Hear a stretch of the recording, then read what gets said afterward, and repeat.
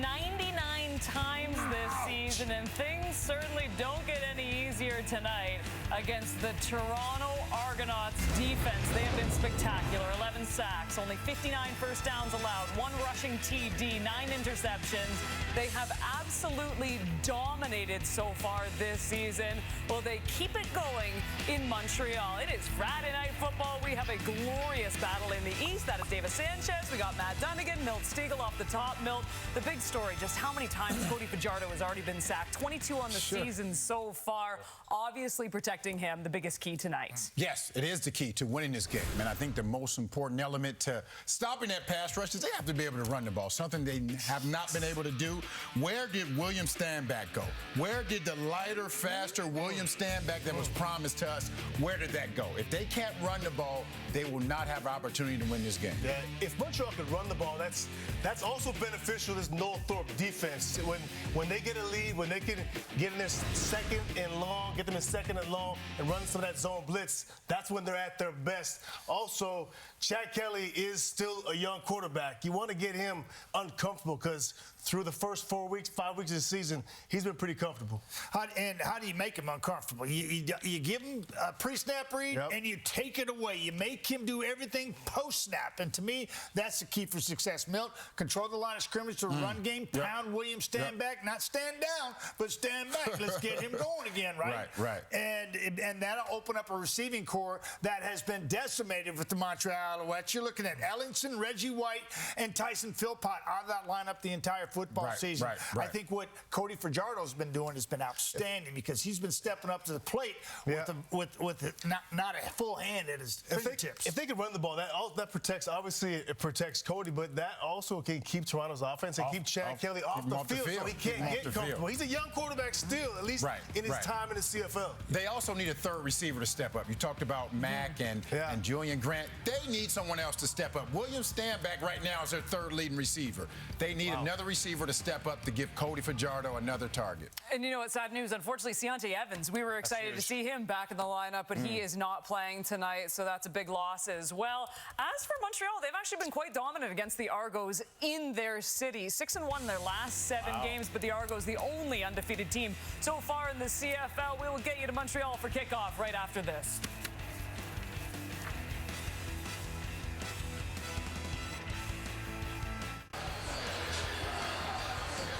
Thank you, Kate, and welcome everyone to Montreal. The day after torrential downpours, the Boatmen have ridden their ships and their undefeated record all the way down to Quebec for an opportunity to extend that and extend their dominance over the East Division to begin this season. If they're going to do that, Dwayne, they're going to have to get some great quarterback play, of course, from Chad Kelly, but really, it's been the defense that's been the story for Toronto to start this year. Yeah, it really has. They've looked absolutely terrific, really under Corey Mace through his entire tenure here with the Toronto Argonauts. But you take a look, particularly a guy like Robertson Daniel, one of many to come over from Calgary. He's been terrific. For Montreal, you want to keep an eye on the back end on Marc-Antoine Dequoy, who's really emerged as the leader from his free safety position. Here's Robertson Daniel. Again, those 3 interceptions in the last game played back in week 4 against the BC Lions, where Vernon Adams Jr. had 6 of them, and he was very close to setting a record for return yardage in that game.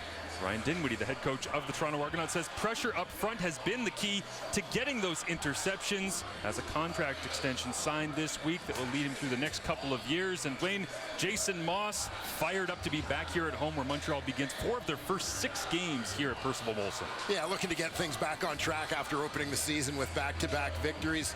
A couple losses to even their record, but no doubt there is no place like home, even when it's a little damp. Yeah, we've had a lot of rain here in Montreal throughout the beginning of the season, but the turf is perfect tonight as it is all dried out from the rain yesterday. The Argonauts come in for an East Division matchup. Forrest Beatty has the ball on the tee. The Argos in their white.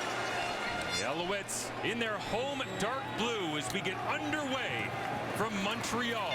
Returning it across the 20 to the 25. Now 30, it's Chandler Worthy still on his feet. And wrapped up at about the 39-yard line. Out comes Cody Fajardo after the 34-yard return.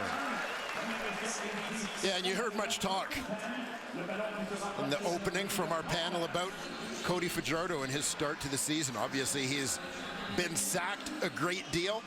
I think a lot of that has to do with quarterback and receivers trying to get on the same page a little bit with this team, but I am very much on the same page as Milt Stiegel that a healthy and productive William Stanback will go a long way towards taking the pressure off Cody Fajardo. They'll begin through the air. Fajardo takes a shot over the top, down the left sideline, up for grabs, and it's almost intercepted. It was Peters that nearly had it as they were targeting right away their leading man, Austin Mack. Yeah, setting the tone immediately in this ball game. Cody Fajardo looking for Austin Mack, who, as you said, has emerged as a big play guy. Those contested catches, and testing Jamal Peters in what could be a real fun matchup for us to watch over the course of this ball game. Montreal coming in leads the Canadian Football League on pass plays of 30 yards or more with 12. They were looking for their 13th on the first snap of the ball game. Couldn't get it. Leaves second and long for Fajardo. Jumps, thought about trying to get it away. Now rolling to his right. Dwayne Hendricks tracking down Fajardo, and he'll throw this away out of bounds. And 2 and out goes the Alouettes offense. Yeah, situation there for Fajardo as he's flushed from the pocket, where he's just looking to preserve the field position that they have, try to avoid taking yet another sack.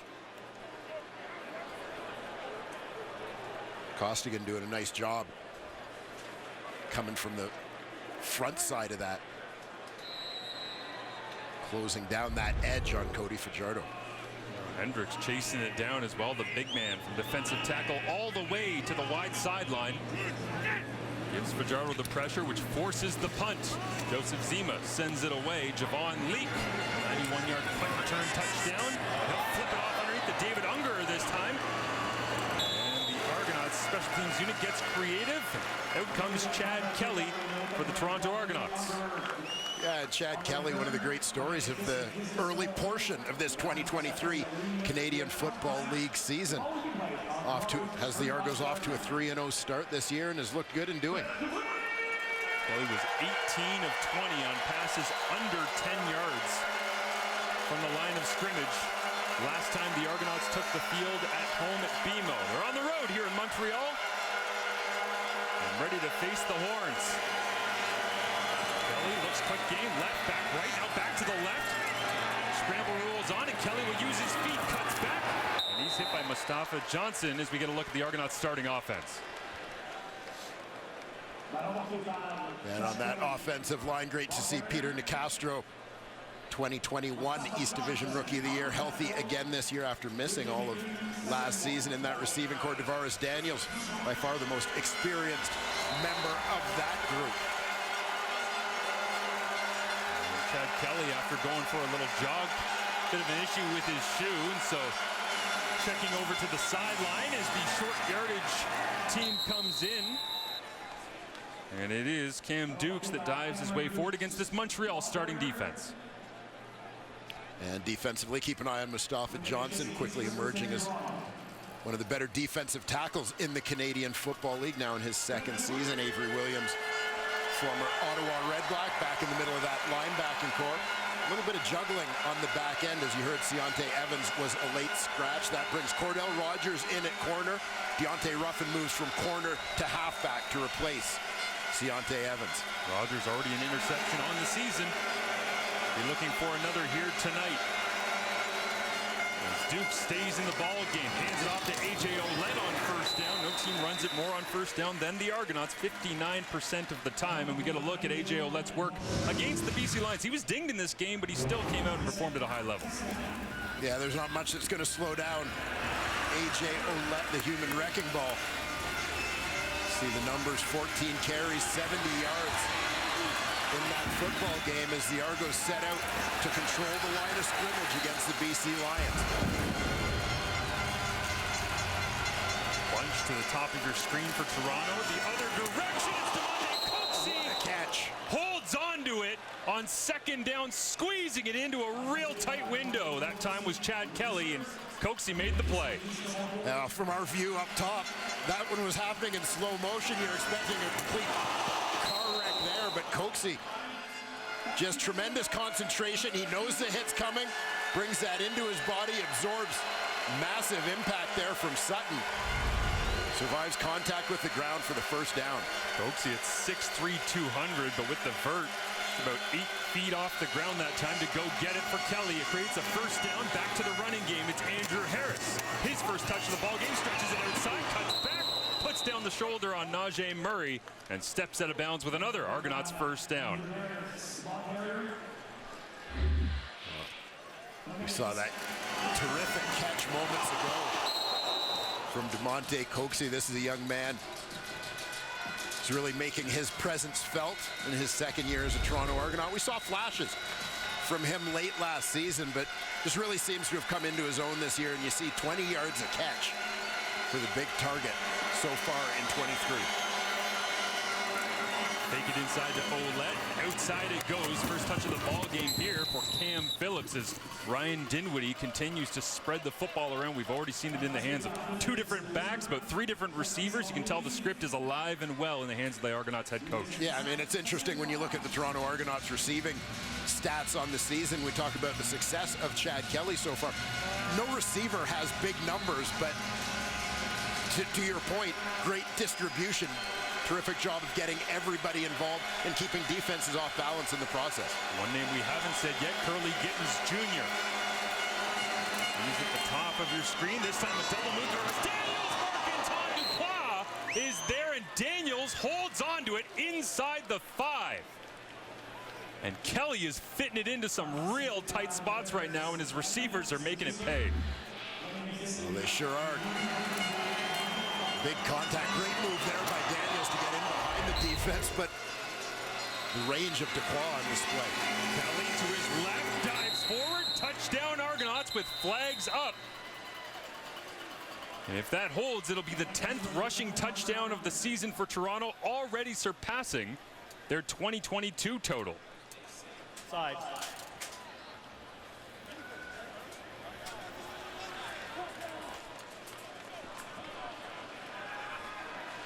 What an impressive opening drive. Montreal number 42. Penalty is declined. Touchdown stands. Toronto Argonauts with a little bit of excitement right out of the gate. Couple of big plays, fantastic catches in traffic by Coxie and Daniels. And Chad Kelly barreling his way in. If you're Ryan Dinwiddie and Pinball Clemens, I think coming off a bye, that is exactly the type of drive you want to see. Team refocused, 8 plays, 75 yards, in just under 5 minutes. As Boris Beatty tacks on the extra point, and the Argonauts out to an early lead. DeVaris Daniels, little stutter spin and up the seam. He got popped, held on, and Chad Kelly plunges into the end zone. Argos lead early on Friday Night Football.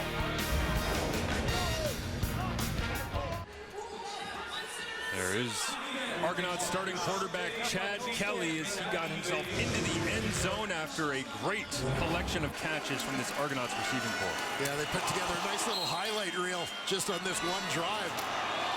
Coxie first, then Daniels, both paying the price to make plays for their quarterback. Kelly pounding it in for the game's opening score. Cam, way to switch the ball. Perfect start on the road. You saw him blitz, Didi? Yeah. It's the 4th rushing touchdown of the season for Kelly. Had 3 back in the opening game of the year for the Argonauts. That was week 2 against Hamilton. Montreal, after a 2-0, gets their second possession of the ball game. Daniel Adebaboye down the field making the tackle, and Cody Fajardo and the Montreal Alouettes. A loss against BC on Sunday, 35-19. Bit more of a mental week. Only had 1 practice on Wednesday. See if they can get into rhythm when we return to Friday Night Football.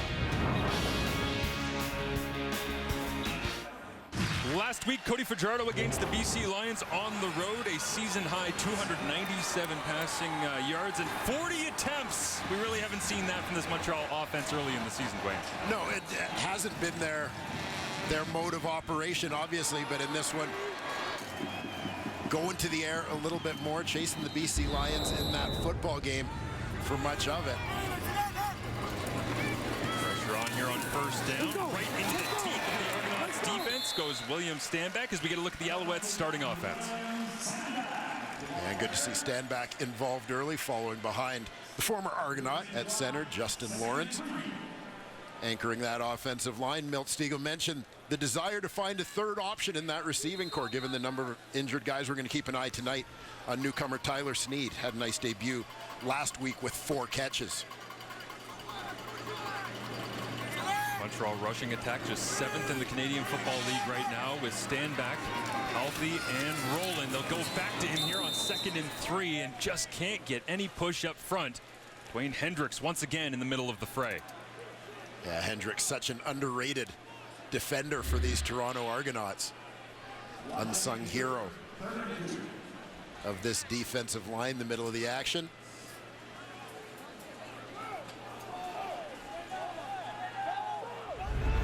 Lauren Rimolade was slow to get up after that one, now taking a knee. Rimolade, who a lot of people around Toronto have said has been more than worth the money in free agency, goes down to a knee. As we get a look at the Argonauts starting defense, which he has featured in with 3 sacks. He's got 1 sack in each of their first 3 games this year. Yeah, not listed as a starter, but obviously a guy we expect to see a lot of over the course of the game. Thomas Costigan, former Alouette, doing a nice job for the Argos off the edge as well in the receiving core. Another former Al, Darius Pickett, leading the team in tackles by a wide margin in the early going this season. I'm excited to get my first look in person at Quantez Stiggers on the corner, one of the youngest players in the Canadian Football League. Jumps into the starting lineup here for Tavares McFadden. Stiggers already 2 interceptions on the season. Joseph Zima out to send it away. Javon Leak officially caught the first punt, then flipped it off to David Ungerer. This one, side winding boot. Leak trying to track it down, can't get there, has to play it on the hop. It rolls all the way back to the 10, Leak back to his 5. Now trying to gain some ground. A 64-yard punt. The coverage unit is right there, all over it. Tyrell Richards, the first overall pick, makes the play. Flags come out at the end, and Chad Kelly back on the field after his 4th rushing touchdown of the season on Friday Night Football. Last year, it was the week after the Toronto Argonauts had won the East Division. A meaningless game. They sat out 15 of their starters, but they decided to go ahead and give Chad Kelly his first start. Well, he did what he does. He ran around, he had some fun. They ended up getting the victory. For more on his first start in the CFL memories of last year, here is Kenzie Lalonde. Yeah, so that was Chad Kelly's first full football game in almost 5 years. He says he knew Montreal was going to throw everything at him, the cover 0 defense, to see what he was made of. And he knew he had to stay calm and have a mindset of live for the next down. A mentality, he said, really helped him in the Grey Cup. And more importantly, he learned about the importance of maintaining his energy and the strength of his arm in the 4th quarter. 2 techniques he's still working on this season. Guys? It was great to have the conversation with Chad this week where you asked him the question, Dwayne, of, hey, what did you learn when you played Montreal in your first start last year? And he goes, basically that they were just going to blitz me every play, and I had to figure out where to go with the football. Yeah, I mean, that's a big part of what Noel Thorpe does anytime, but especially with a young QB in there. Kelly knew he was going to be tested and felt that helped him against Winnipeg in the Cup. Screens it to the backside here. Curly Gittens Jr. makes the play. First down for the Wilfrid Laurier alum on the score sheet here in Week 6. Excited to see matchup between a couple of the league's top Canadian receivers. Curly Gittens Jr. and Keon Julian Grant, both picked in that 2019 Canadian Football League draft, both over these last couple of years really establishing themselves among the top pass catchers in the CFL, period. Kelly 4 for 4 to begin the football game. Hands it off here to A.J. Ouellette, who runs right into Marc-Antoine Duquois, the free safety, all the way in the middle of the pile alongside Mustafa Johnson.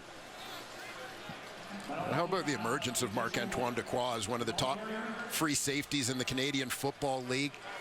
Just fantastic speed. This was the thing that everybody knew about him, was that this guy was just an elite level athlete. But the way that that has translated onto the Canadian Football League field in this, his 3rd season, has been remarkable. Just terrific range, great instincts, always around the football. Hard count here from Kelly, and they will blow it dead. Flags come up as it looks like Nick Usher jumped in. And was there a reaction from the other side? Jean Allen, the right tackle. We'll see who wins the battle of the finger pointers down there. Tim Croker, our lead official in the ball game here Offside. tonight.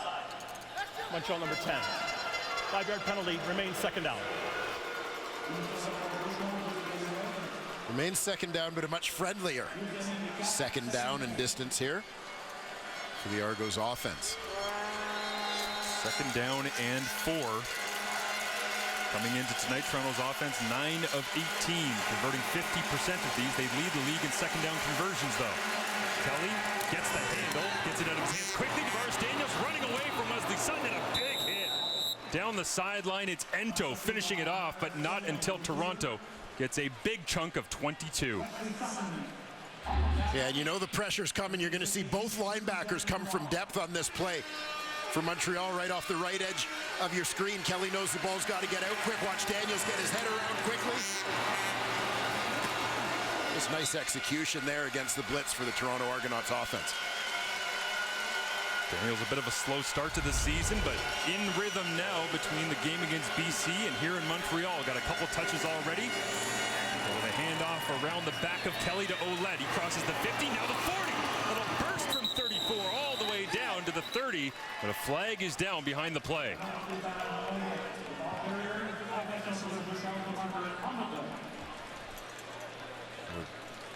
Looks like we're going to get a hold on the perimeter on that A.J. Ouellette run.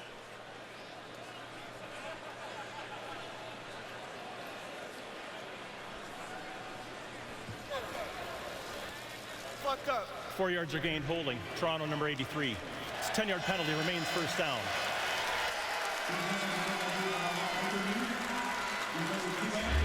Looked like David Unger. Keep an eye on the right side of your screen. Little grab on the back. Slowing down the Alouette defender.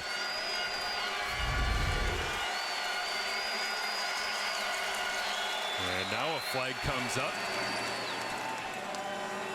in Toronto's offensive backfield as they're walking towards the line of scrimmage, and Kelly's confused.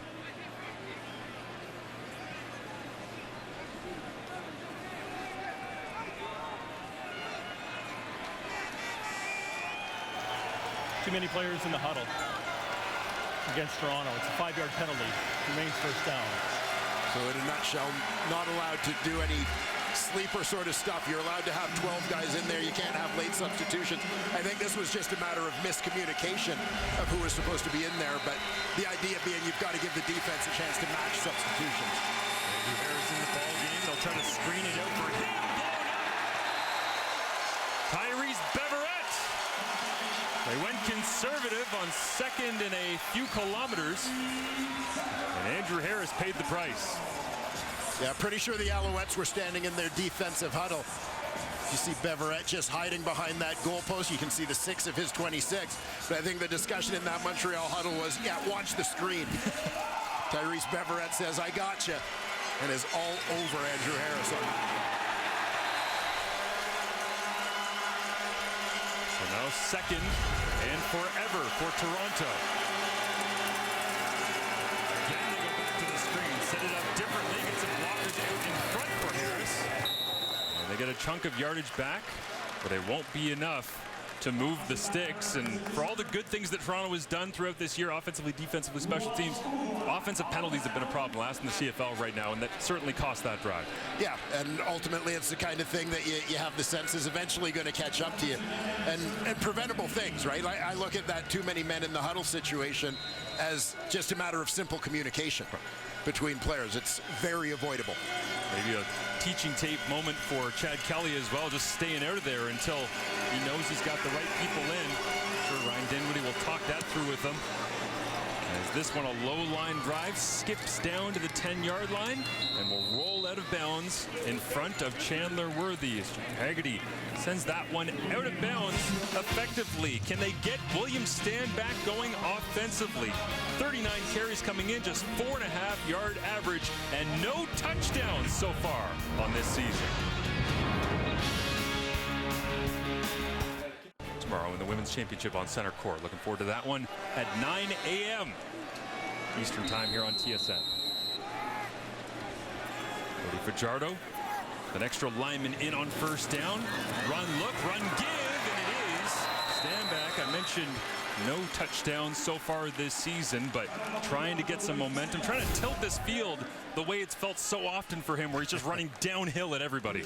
Yeah, and I don't think that the stats that you're seeing on your screen right now are lost on Alouettes head coach Jason Moss, recognizing, as you've seen in terms of the play calling in this game, the desire to get stand back going and understanding what stand back on a roll can mean for the rest of the Alouette offense. Fullback James Tuck is in here as well as stand back. They'll try to pass protect for Fajardo. Pressure's on. He dances away from 2, now 3. Finds some open space and looks down the field for the fullback, and it's incomplete. Had Tuck early, didn't want him, and tried to fit it in late. Incomplete. Cody Fajardo ends up dancing for his life on this one. Argos bringing 5 on the play. Jonathan Jones supplying initial pressure on the edge. You saw Thomas Costigan with a shot. Jamal Peters and Jones in late pursuit there. Tuck rather unable to pull that one in along the sideline. 2 returners back here for the Argonauts as they won't send any pressure. It's Unger and Leak. Joseph Zima drops this down to the 55. Leak fakes the reverse. Goes around center field, loops and gets some ground into the 40. Tries to hurdle. And gets tossed out of bounds into the Alouettes bench. Just a 39-yard punt and a nice return from Leak that time. But Toronto Argonauts in their offensive rankings, of course, they've only played 3 games right now. They're going through their second bye week in the last 6 weeks to start the season, which is crazy, but they are still producing.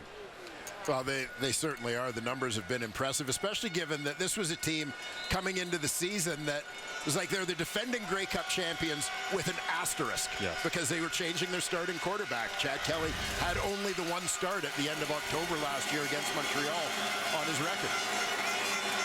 4 receivers to the right of Kelly here. Hands it off. A.J. Ouellette has to go right down the middle of the field. And Owls front once again stacks it up. Mustafa Johnson. Him and Dwayne Hendricks have been active tonight. The defensive tackles getting after it inside. Well, and they're like the unsung defensive tackles, right? When you're Mustafa Johnson, you're playing behind the beside the somewhat legendary Armando Sewell.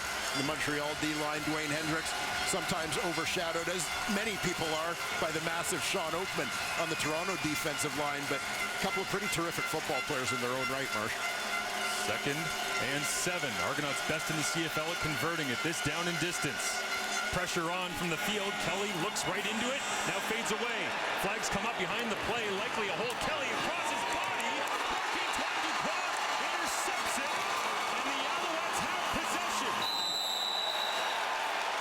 Kelly just 2 interceptions on the season as a late flag comes up at the end of the play as well. But he's thrown his 3rd, and Dubois was right there to pick up the poor crossbody decision. Well, Marc-Antoine Dubois, I think he deserved a little bit of a gift this week after being robbed of one against the BC Lions.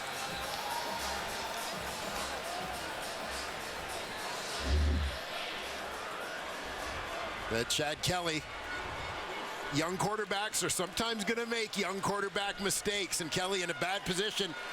You said the words, Marsh, throwing across his body while under pressure, tosses this one up into the middle of the field. Holding. Toronto number 53. Penalty is declined. Major foul, unnecessary roughness on the return. Toronto number 59. 15 yards. First down, Montreal.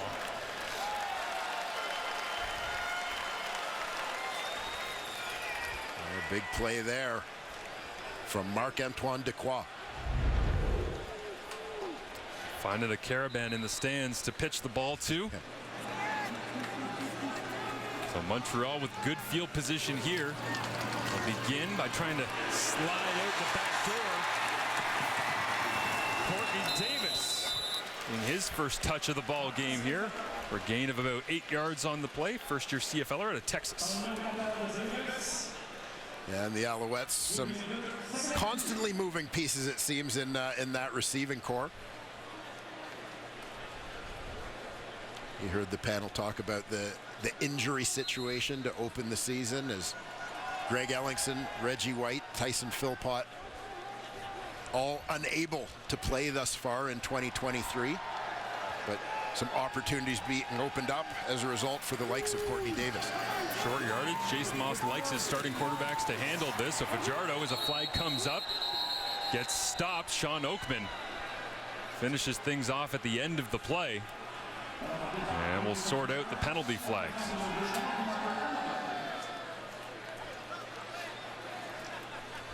Offside, Toronto defensive line. 5-yard penalty, makes for the first down.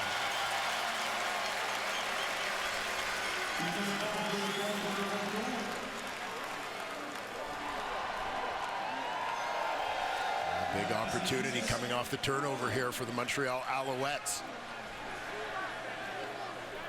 to capitalize, edging a little deeper with that penalty into Toronto Argonaut territory. Alouettes' first down here was roll inside. 25 seconds remaining in the first. Stand back. Winton McManus has him going nowhere. Lucky if he got back to the line of scrimmage on this one. And then Winton McManus continuing to just be a monster in this Toronto Argonaut defense from his weak side linebacker position.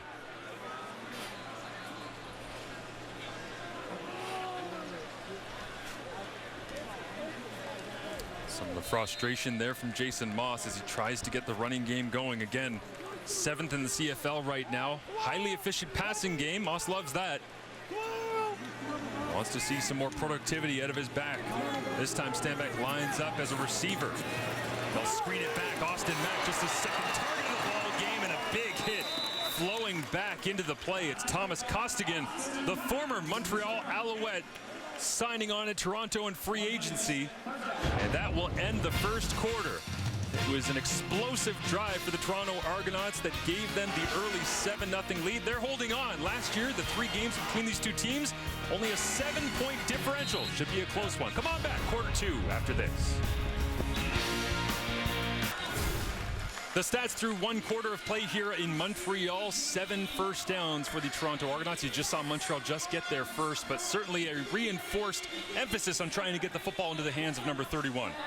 Yeah, and it's one of those things where you have to avoid getting discouraged, right? I mean, the Montreal Alouettes obviously trailing in this ball game, but lots of time left to just a one-score difference. But we've seen a couple of times where they get that good production on first down, struggle a little bit on second down, and you wonder how long they're going to remain committed to this new commitment to the run game. But I think it's very important for them.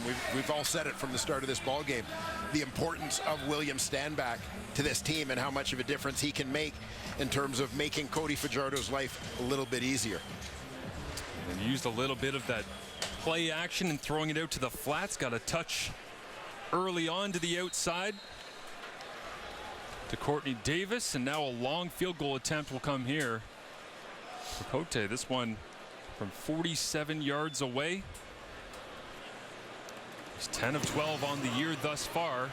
Had some memorable adventures against the Argonauts over the last couple of years, but this one, no question, through the uprights as he improves on his tally for the season. Now 6 of 8 from that distance. Yeah, as the Alouettes' first 3 points of this ball game coming off a turnover, that Marc-Antoine Dequoy interception. As much as you love having points on the board, obviously, for Montreal here, now 7-3. A little bit scary when you realize Toronto just says, yeah, we'll take the football. Let's just act like this is the first quarter again, where we drove the length of the field. It's almost a complete rehearsal for the start of the second here for the Argos.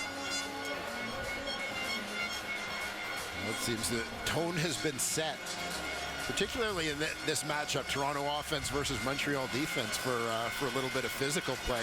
And on that Dequoy interception return, we saw a couple of pretty good collisions, including one between Dequoy and Argos running back A.J. Ouellette. Late substitutions here, and I think an illegal substitution as David Unger came flying off the sidelines. So they're mixing and matching personnel packages. 5-yard penalty, remains first down. And they'll call a time count violation as they were trying to sort out who was in the huddle, who wasn't. But a little sloppy on Toronto right now, coming off the bye, trying to get the right plays and packages in. And interesting to see them sort of slide into a little bit of a doldrum here after that quick start that they had. See the center there, Darius Sirocco out of Burlington Assumption. Set to snap it back to Chad Kelly. Kelly looks outside, gets it to Unger. Pushed out of bounds down that sideline by Cordell Rogers, close to the first down marker. It looks like it should be enough, getting all the way to that 50-yard line. Yeah, Rogers jumping up. Unger slides to the outside. You know, Unger, another receiver picked in that 2019 draft, high pick by the Hamilton Tiger Cats. Never really got untracked in Hamilton. Seems to have found a home here in Toronto, though, getting an opportunity early on. Inside handoff to A.J. Ouellette. As we get a look at A.J. in his career, certainly one of the mascots for all things double blue in their Grey Cup championship season last year. Yeah, he was a guy who just gained momentum as the season went on. And, you know, there was a feeling at the start of the year like this is a guy who had kind of hung around for a couple of years without ever really finding a full-time role in the Toronto Argonaut backfield. They go out and sign Andrew Harris in free agency, and you kind of think, oh, that's going to be expendable. He ends up having the best year of his career. Kelly loads it up, off balance, throws into traffic, knocked away. Tyrese Beverett, who's intended for Curly Gittins Jr., but Marc-Antoine Dequoy would have been right there as well, as Kelly a little off balance on that one.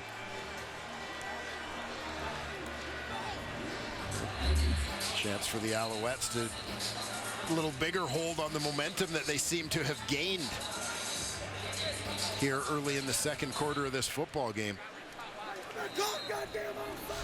See what Chandler Worthy and the return unit can do as far as field position here. Worthy averaging about 10.5 yards per punt return. Has himself a touchdown earlier this season against the Hamilton Tiger Cats. This one a drive all the way back 2 yards deep into his own end zone. 58-yard punt. And a Darius Pickett, the starting strong side linebacker DB. He makes the play on special teams. A beautiful evening here in Montreal. Argos lead 7-3. Nobody does a Shark Week promo like my man Dwayne. I believe in Shark Week, Marshall. Cody Fajardo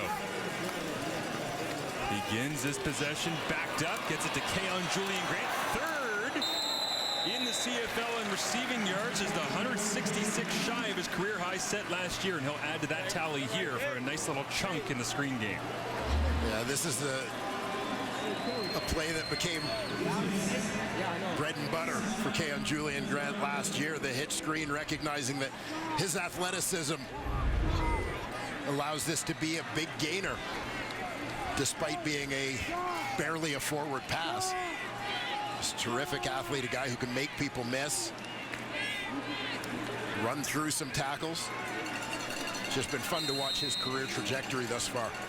Caleb Evans in with Armando Sewell dancing off to the edge to push for the Montreal Alouettes here. As we get a look at Keon Julian Grant, some of his work this season, on pace to eclipse Ben Cahoon's Montreal Canadian Club record of 1,561 yards from 2003. Yeah, and that speaks volumes about the kind of season that he's having.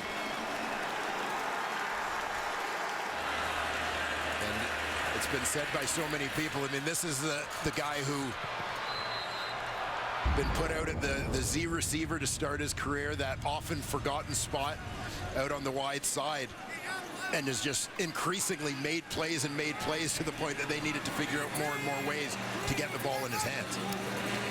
First and 10, handed off, stand back, nice hole to run through, and punishing run that time as Robertson Daniel came down and had to fight his way through. But Keon Julian Grant, 7 second down conversions this year, leads Montreal. As you say, get him closer to the football. He just keeps making plays for them. Yeah, and there are the numbers speaking to it as you see the climb over the course of his first few years in the league. St. Francis Xavier University product, limited to just one catch in his first season. 36 a year ago, and just looking to smash that through the first third of 2023. 2nd and 2 here after the downhill run by Stanback. They go back to him. Toronto all over it. Falarna Rimalotti, you see him there in your shot back on the field. Good to see for Argos fans. But Stanback, did he get enough? Well, this has been the thing that Alouettes have had nice success, it seems, with Stanback on first down. Second and short has been a little bit of a challenge for them in the ground game. You wonder when Jason Moss and Cody Fajardo will start to say, okay, it's fine to have first down success, but we got to figure this out on 2nd and 3 or less. Start mixing and matching. Caleb Evans back in the ball game. Armando Sewell, big number 90, goes to the top of your screen alongside Nick Usher. Evans will go crawling over the top before Peters finally tags him down. Caleb Evans spent much of last season as the starting quarterback in Ottawa.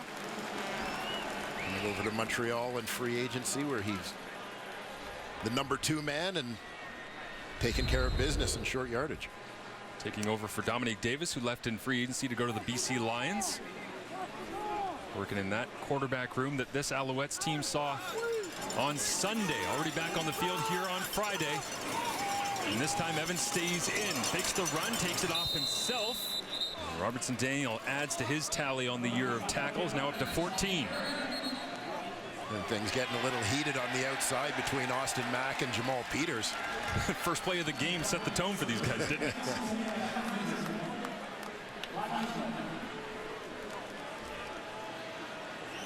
A little nose-to-nose debate, a flag thrown at the end of that tete-a-tete. A misconduct foul, 10-yard penalty against Toronto number 3. It's a 10-yard penalty. First down, Montreal. But you mentioned it, Dwayne, early in the year, talking to Austin Mack, how much people hate dealing with him because he loves to block. I got a feeling Peters is already getting a little tired of seeing 81. Yeah, we'll take a look down here as the two of them come together.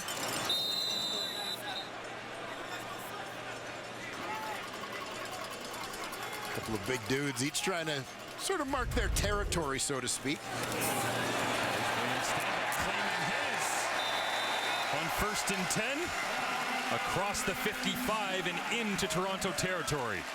And you get that feeling that William Stanback is gaining momentum as this game goes on. Big physical running back that you invest in him early and hopefully reap dividends late in the game, as his style of play can take a little bit of a toll on the defense. All 5'7", 180 of Sneed in there in his second CFL game, getting a block to kick out the end for Stanback. Stanback stays in the game. In comes the fullback, James Tuck. Show run, flip it out, intercepted. It's Winton McManus hacked down in Montreal territory. Fajardo thought he saw it correctly. They were reading off McManus, and 48 made Fajardo pay. Tried to flip it over the top, and Winton McManus comes away with the interception, just the second of the season for Cody Fajardo. Well, two players to keep an eye on here. The tight end, Regis Sibasu, from his tight end spot. He's going to run a quick slant. Also, Winton McManus, linebacker. Watch what his eyes do off the run fake here. Looks like he's going to crash on Stanback, but then his eyes go straight to the eyes of Cody Fajardo. Sees him look to that pass lane and jumps it immediately. Fajardo thinks he's got an easy completion there, but McManus sucked him in. Comes up with the pick. Second carry of the year here for Curly Gittins Jr., but very clearly reading off of Winton McManus, it looked like on that play, Dwayne, and you can see Winton so smart before the snap. Hey, I'm leaving. I'm going to go ahead and dive inside here on the run. Just kidding. Yeah, it was that one step forward, and then he stays right on where the ball is. His eyes, you can see, go right to Cody Fajardo's eyes, and he gets in that throwing lane to produce a big turnover for the Toronto Argonauts. 48, making a couple fewer of the big plays, the interceptions, knockdowns, sacks, fumble recoveries, but back on that tally now as a flag comes up on second down and long. Kelly rolls to his left, wants to take a shot, now uses his legs, and he'll slide down across the 35. They'll sort out the flag. It looked as though offside will be the call. Yeah, I thought Davaris Daniels was a little early on his waggle on that one. We'll see if there was any other movement on the play. Offside. Toronto number 80. 5-yard penalty. Remains second down.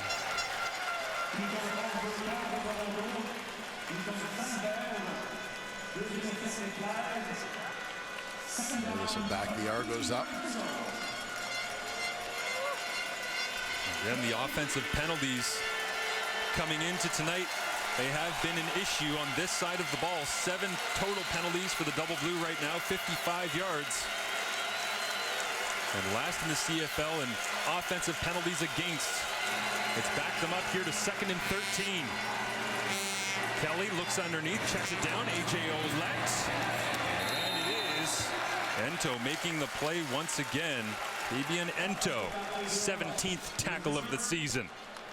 Well, one of the things Jason Moss talked to us about early in this football season was the desire of his defense, the willingness to always run to the football. He says you see that effort in practice, it's translating to games, and it was on full display on that play. I just love when you see a boundary corner in the middle of the field. You see a defensive tackle hitting somebody 20 yards down the field out at the sideline. Like we've done a lot of Montreal at the start of this year, Dwayne. That is constantly happening with this defense. Run.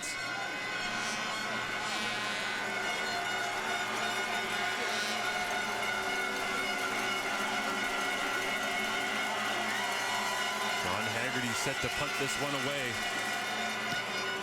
High hanging boot. This is not going to be good field position as Montreal camping out underneath it. The savvy Canadian. Yeah, the no yards is going to help the field position. Good heads up play by Dequoy. Marc-Antoine Dequoy camps out underneath it. There is Austin Mack trying to get on track here. 23 catches on the year.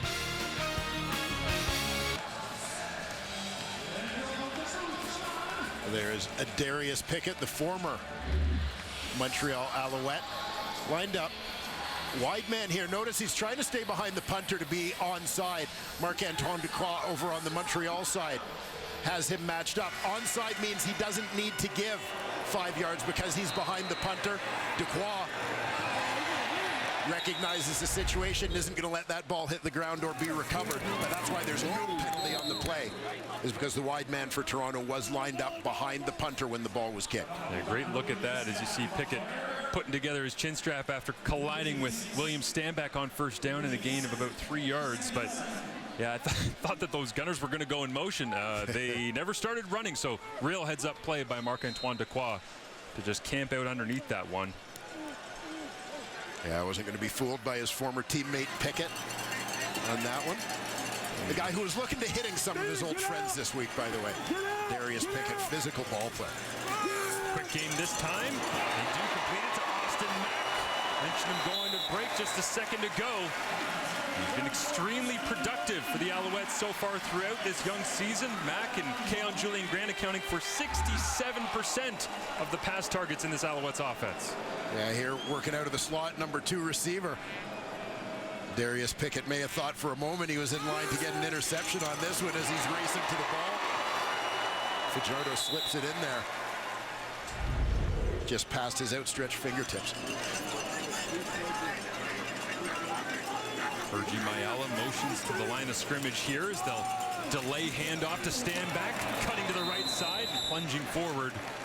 Looks like it'll be a gain of about 6 on first down. And great pursuit from the backside there by the aforementioned Darius Pickett, having a busy stretch here on special teams and defense for the Toronto Argonauts. He's going to creep up unblocked and track this one from the backside. Nearly getting a piece of the Alouette running back. Pickett's already got a bunch of red on his uniform from the Alouettes helmets all over that. It looks like he's almost wearing the old Alouettes uniform with the red, white, and blue. Fajardo fakes the run, pumps, wants to take a shot over the top. Breaking free from coverage down the left side, incomplete. Looking for Davis. Well, and I know there's been some discussion about the number of sacks given up by the Montreal Alouettes, and questioning whether sometimes Cody Fajardo is getting happy feet back there, leaving what looks like a clean pocket. But to Fajardo's defense, watch how long he stands in here with things absolutely collapsing on him. The Argos get a great push right off the hop. Fajardo stands right in there, steps into his throw, nearly comes up with a big play down the sideline to Davis. Davis, their big play guy, coming out of camp, according to Danny Machocha. Want to see him stretch the field a little bit. Unable to do so there. 3 catches on the season so far. The Argonauts punt return unit hits it. Tyrese Beverett finishing off the tackle after a 45-yard punt. It's Chad Kelly in the Argonauts offense back on the field, already over 100 yards, but that one crossbody interception really didn't pay the price for it all that much, but certainly one of those decisions that you saw Vernon Adams Jr. back in week 4 against Toronto. You don't want to let one pick become 2 or 3 or 4 or 5 or 6. No, that's exactly it, as the old saying goes. It's not a mistake if you learn from it. It then becomes a lesson. And I think for Ryan Dinwiddie, he hopes that that one is a very clear lesson for his quarterback, Chad Kelly. Kelly begins with a handoff to A.J. Ouellette. Drives the legs forward. There's Jamal Davis making the play. We've hit the 3-minute warning in Montreal. The Argonauts 3-0 for the first time since 1991. We are getting roasted on social media again. You know what we need? Live feedback. Yes. Yeah, how do you guys think we're doing? Yeah, baby, yeah. There's the confidence boost. Yeah. Oh, my God.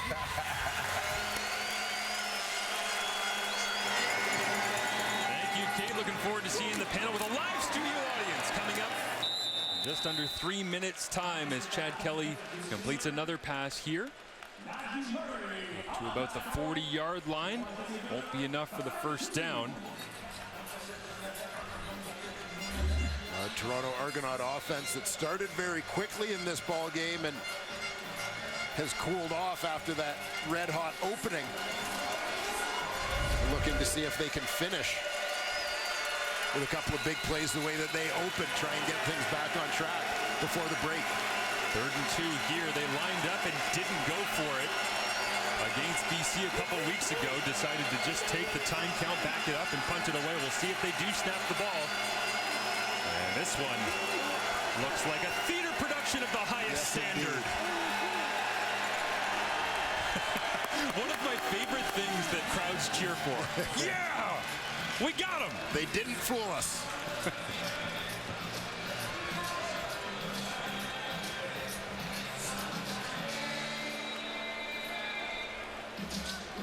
Violation. Toronto number 12. This is a 10-yard penalty. Remains 3rd down. Timer, please set the clock to 2:24. Thank you. Ryan Dinwiddie a little fired up on that Argos sideline.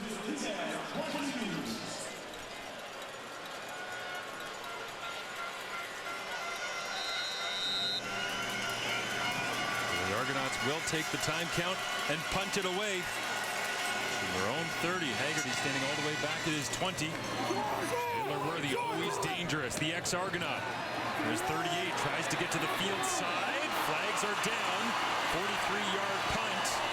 And that's going to be a penalty against Montreal on the return, as spilling out of bounds goes Benoit Marion and Frederic Chagnon. As we get a look at Cody Fajardo back out onto the field here. And man, how many sacks has Cody Fajardo taken over the last couple of years?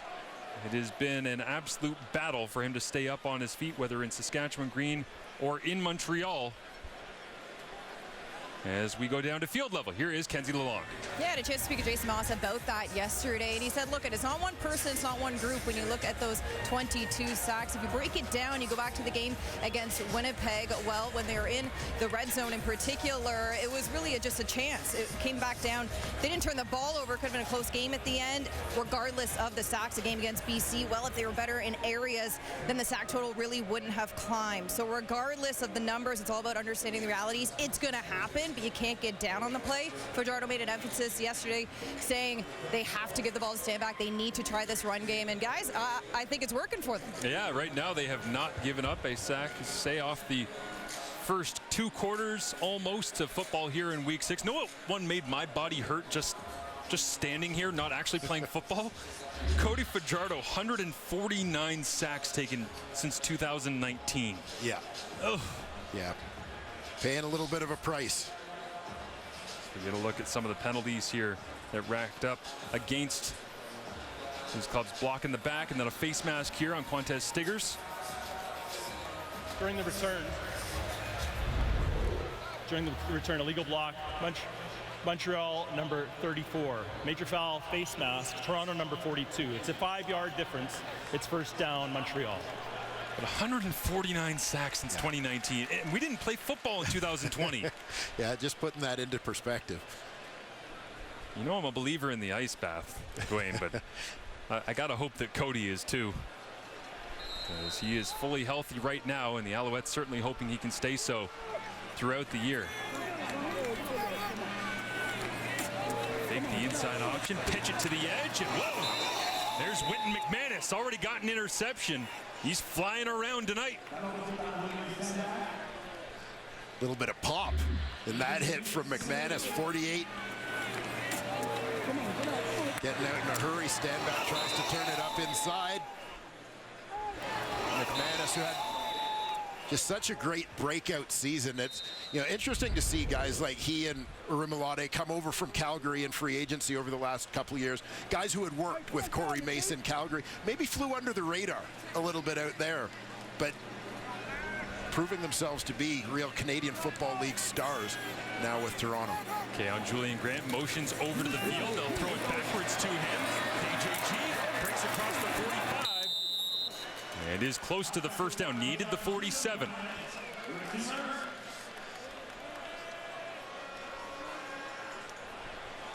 Now Julian Grant played his high school football at St. Michael's College in Toronto. Rather storied program. Caleb Evans comes off the sideline here. Alongside extra offensive lineman Jesse Gibbon, former 2nd overall pick to Hamilton.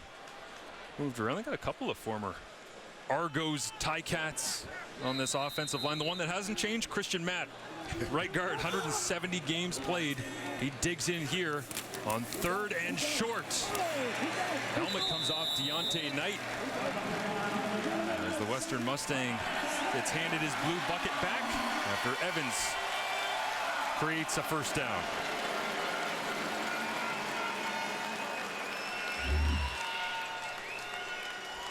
Nice look down the line of scrimmage here as you see Deontay Knight's helmet pop straight up in the air.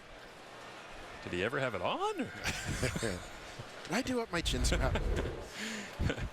You find out real quick when you didn't do up the chin strap, don't you? As Deontay is down on a knee. That is not a pile in short yardage I'd want to go into with a helmet on, let alone off. Deontay, 2nd-round pick for the Toronto Argonauts last year. He's the defending Metris Trophy winner as the top lineman in Canadian University football as a senior. He and Tyrell Richards, high school teammates in the Football North, Clarkson Football North high school program. Outstanding young players on both sides here defensively for these 2 East Division clubs. Stanback gets the screen, runs across midfield into Toronto's end once again with a little over a minute remaining, and Montreal still looking for their first major of the ball game. Yeah. Keep putting the ball in this guy's hands. Not a sack, but another hit on Cody Fajardo, but not before he gets it to William Stanback on the screen. Nice pick up there for 31. Fajardo, quick drop, looks to his left. Gets it out, completed. Austin Mack against Peters. And it will be, it's like a first down up to the 41-yard line as Mack regroups quickly, and they will move the sticks. Austin Mack out wide towards the top of your screen here. You can see Peters playing off. Mack sits it down. Take what he gives you, which is enough to move those chains. Adding to his total for the night, Canadians Hergy Mayala and Keon Julian Grant just to the right of Fajardo here. Fake it, try to get it underneath, and that's a very similar play to the one McManus intercepted earlier. A little gun shy maybe from Cody that time. Toronto Argonauts certainly doing their part to get this one pulled off the playlist by Cody Fajardo at halftime. This time it's a Darius Pickett getting in that throwing lane. Lives to play here on 2nd and 10. Flags come up. Flip it out. Stand back. First down for now.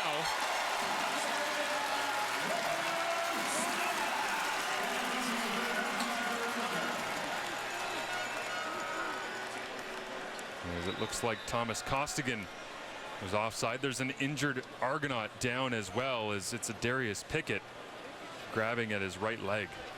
Yeah. Wonder if he might. Offside. Toronto number 97.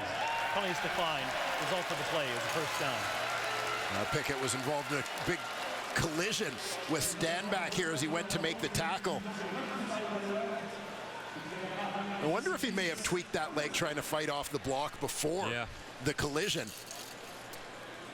He just kind of stumbled in as he attempted to make the tackle, but looked like his legs kind of got caught with his feet planted awkwardly as he was fighting to get off the block just a split second before that hit. And already tonight for Toronto, we've seen Falardo Rimolade have to go to the sideline for a couple of snaps. Deontay Knight, a minute to go get things checked out, and now you see Darius Pickett getting checked out as well. At the half, Chezzy, Maddie, Miltz, and Kate back there with a live studio audience ready to entertain. Just like a 90s sitcom back there, you know? I think it's exactly. It's about 150 seats right in front of them. You know, multiple sets. They just move from room to room. You know, I think if you were to follow those 4 around with cameras, I think you could make a pretty good sitcom. I think they would come up with some pretty good material. Still waiting for that Matthew Shinetti and Matt Dunnigan movie to come out. And Darius Pickett back up onto his feet. Gets a handshake from Keon Julian Grant. Pickett with 20 tackles coming into tonight. Leader in total defensive plays right now for the Double Blue. Let's see what shuffling the Argos do. Yeah, they don't have Walter Fletcher. Or sorry, I was just about to say in the backfield here for Montreal, kind of mixing and matching as Pickett makes his way to the sideline. But yeah, that linebacking core for the Argonauts. McManus is out there. Looks like Jones is in at middle linebacker as he has been, but who will play that strong side? And it looks like John Doe Edouard has come down. Canadian to Carlton. He's the flex player here as they'll get it to Matt on a quick screen right down the chute. There's Mechie. Free safety has to finish it off. And a quick play inside 30 seconds remaining, and the Alouettes offense moving. Yeah, Alouettes finding some success with the screen family. Whether hitches and bubbles to the receivers, traditional screen to stand back. Slip screen there. Just chipping away. Jardo needs someone on the line of scrimmage. He moves Mayala down, pulls the ball, pressure on, and down goes Cody.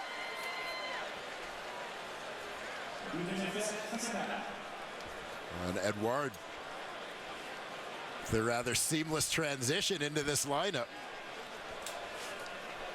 Making a quick play from that nickel linebacker spot. Here's the youngster. Reduces down, closes on it in a hurry. Nice job. 10 seconds remaining in the half. Fajardo takes a shot to the back of the end zone. Arthur Grant's flag down. Touchdown, Alouettes. Sneed.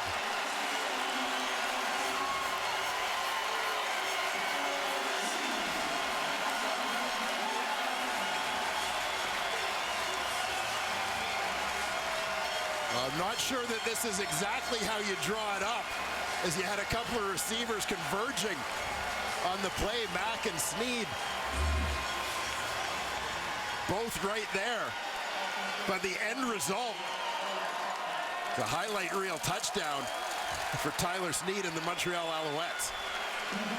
I think that one was going to Keon Julian Grant the whole way. Cody never looked to his right. They ran into the same spot. Yeah, sorry, Grant in there. I thought it was Mack. I just saw the one, the jersey, but yeah, those two receivers converging at the football. For a passing attack that only had 2 touchdowns coming into tonight, I don't think Cody cares who caught it. Especially at the end of the first half, a desperation shot after taking a sack. 10 plays, 73 yards in just 2 minutes.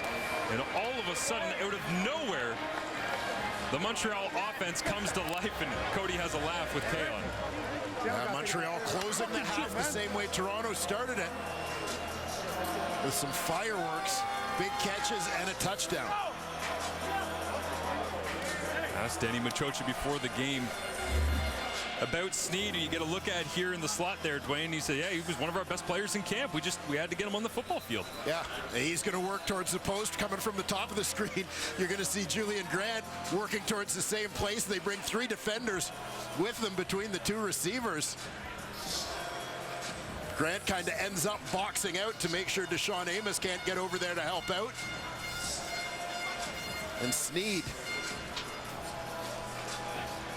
part of the East Carolina air raid,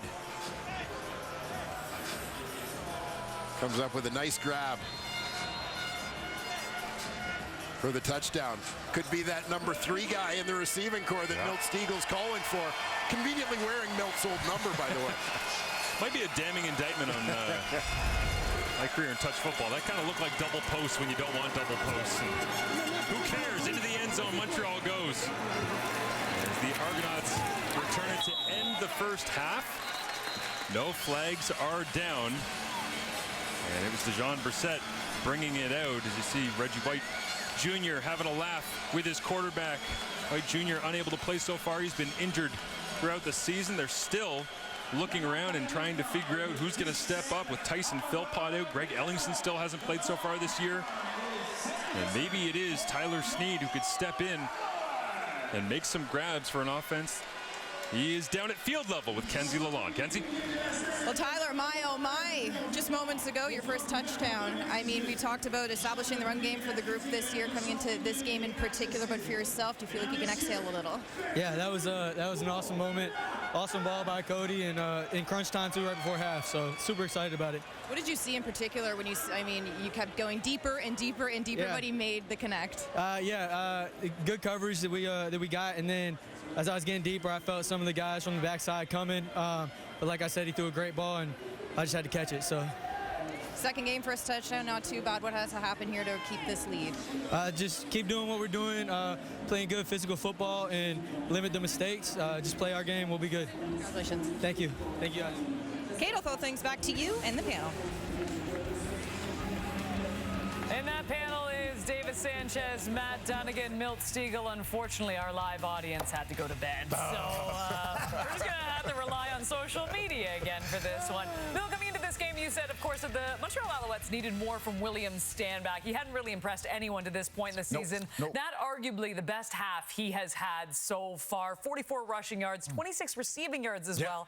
So impactful so early on. Impactful. And Cody Fajardo is probably the happiest about it because he gets to hand off the ball and he's not getting pressured and hit all the time. So this was a must for this team to be able to run the ball. They haven't been able to run the ball all year long. You think about the last 2 games, William Stanback has 14 carries for 57 yards. He came into this game only averaging 42, 43 yards a game, and now he's at 44 yards, but he's also contributing out of the backfield. And this is not only helping out William Stanback, this is helping out the entire team. The offensive line, they don't love anything more than being able to run block. That helps them out in the pass block. Their defense now, they're on the sideline getting the rest because Montreal is able to run the ball. So the byproduct of him running the ball is helping out everyone on this team. Yeah, Milt, and know, Kate, you mentioned a point. He receiving the football out of backfield, William Stanback. In their 2 wins this year, he's got 7 receptions for 83 yards. So multifaceted, use him in a lot of different ways. I love it. You know, we've been a lot of talk about Chad Kelly, justifiably so. We need stars in this league, and he's a young, bidding star, and it's fun to watch him because his skill set. And now his receiver's going to work. Coach, you're right there. Beautiful catch. You're not going to see much better than that. That is just gorgeous. That's a beautiful move. And then here, dime. Another one to Daniels. Just on the money. Lets him go up the field. And this one doesn't look like much. This is a hitch. And he sticks it on Unger. Unger's got space and room, and he gets the first down. Now here, this is just playing the game and learning the game. That's a big no-no, and he knows that. He's been taught that his entire life, but you got to go out there and you got to take the good with the bad and learn from it. And that's what you saw the young Chad Kelly do right there. And I love the way that the veteran on the other side responded to. Cody Fajardo making it happen. These quarterbacks are neck and neck in stats. Chad Kelly 10 of 12 and a pick, 111 yards. Fajardo 9 of 15, 105, 1-1. And to me, these guys are doing what they got to do, leading their football team. It felt early like Toronto was going to run away with this, right? But a couple big plays, the turnover, obviously. When I look at this Toronto defense, one of the things that I'm really loving right now is and I'm not surprised. You look at their coaching staff back there. Willie Fields, their secondary coach. Willie Fields, Josh Bell, some playmaking guys. First, let's watch this. A.J. Ouellette has trucked a whole lot of guys in his life, and I'm sure he'll truck plenty more. You're not going to see this very often. He gets trucked by Anthony Duquois. But back to the Argonauts defense. They're playmakers back there. They got guys in their secondary. It's what you see. You got to believe it, and then you got to hit it. And that's what they're doing. They're disguising pre-snap. You saw this. This was the pick from McManus, but he shows the half and the safety backing out, and then as the ball snapped, you see McManus bail out and get that pick. But what I was talking about this secondary, what I've seen from them that I really like is that they have guys. Not only they disguise, but they're believing what they're seeing and they're hitting it. And that's half the battle. If you're a secondary guy, yes, you can disguise pre-snap. We talk about it a lot, but you got to really believe and trust what you see and hit it. And Josh Bell, Willie Fields, guys have played in the secondary a long time. They're coaches. I'm not surprised that these guys are playing like that. We saw it last week against BC, and we see it again tonight. Big plays.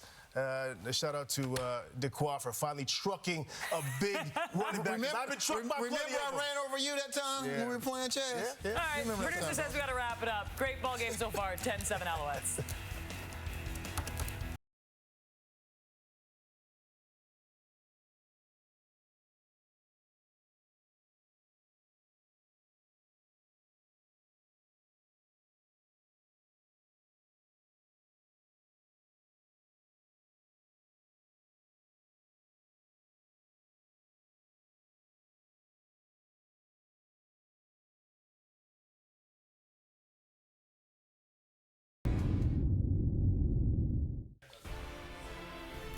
It is our first doubleheader of the CFL season. What an exciting Saturday on tap. First up, we have the Winnipeg Blue Bombers taking on the Ottawa Red Blacks. You can see that at 4 Eastern, 1 Pacific. And then the week wraps up with the Calgary Stampeders taking on the Saskatchewan Roughriders, 7 Eastern, 4 Pacific.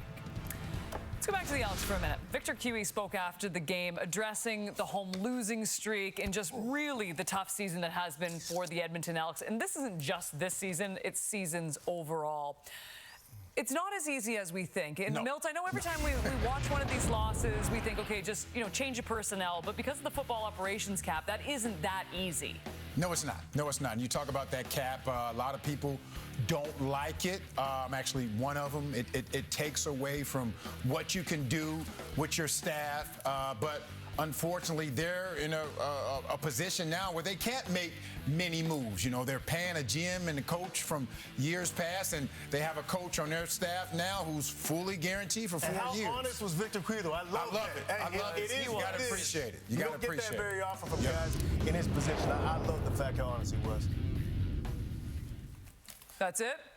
No, I just been hearing change. Got to make changes, and now we're hearing we're salary cap, operation cap. Yeah, that's the problem. It's been the problem all along, and so you got to find a way to make it work from within, and it's just not as easy as fire everybody, get somebody who knows what they're doing. There's changes that can still be made. These guys know what they're doing, and it's just sometimes football's not a perfect world. You strive for that, and it takes time, and these guys are trying to figure out. I think what they did in that organization, there's changes that need to be made. They need trust in that organization. No, there's still changes that can be made. There's changes that can be made. Here's the one thing I know. The four of us, we're not fixing this. We're just not. But we'll keep talking about it until they start winning. In the meantime, the Alouettes up by 3. Stats coming up right after this.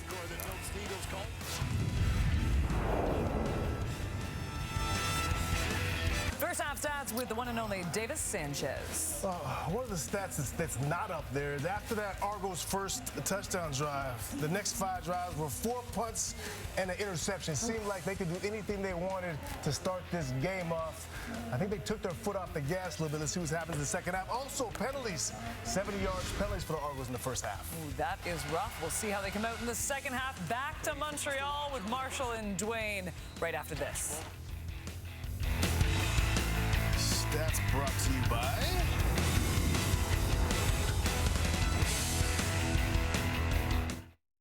Friday night football, boys have been bad. CFL football, game is up for grabs. It's Friday night football tonight.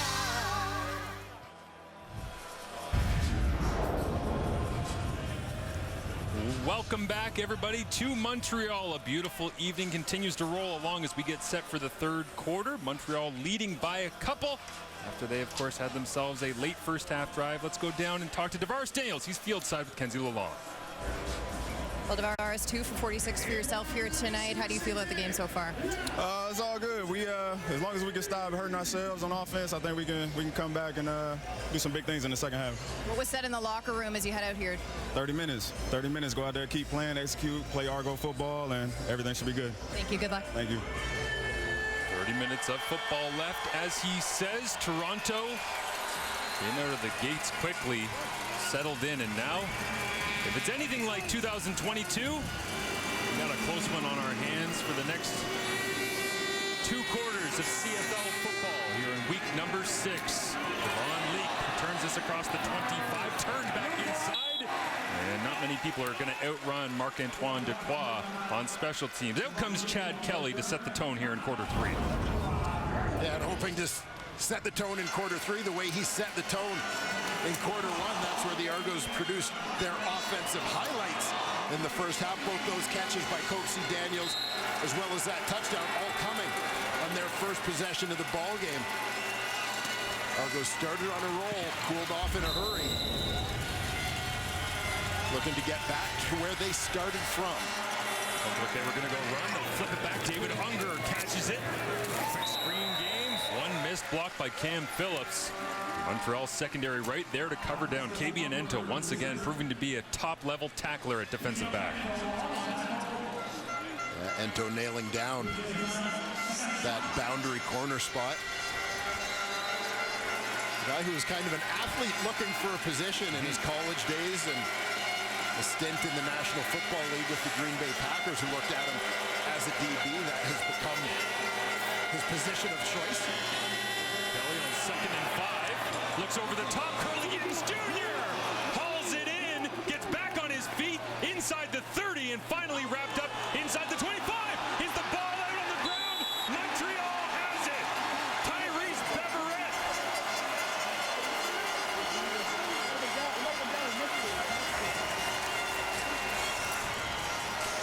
A massive offensive play, immediately followed by a massive defensive play. Curly Gittens Jr. suggesting that he was down.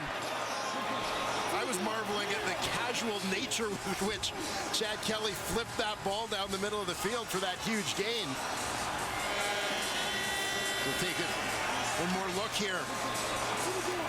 The ball coming loose, untouched. Gittens gets back up. Let's try to locate exactly where the ball comes out here. Ento pulling on it. Tough to tell from that angle if it's out before Gittins hits the turf. 57-yard catch and run as you see Ryan Dinwiddie with the challenge flag out, and he's wondering, is this automatically being looked at? Turnover? Should I challenge this? Under review it is. Yeah, I think this is our best look. See, Ento comes in, he's grabbing at the football, gets a hand right in there. Gittins trying to get to the turf. And I think the right knee, that Gittins' right knee might have been down before that ball was clearly out.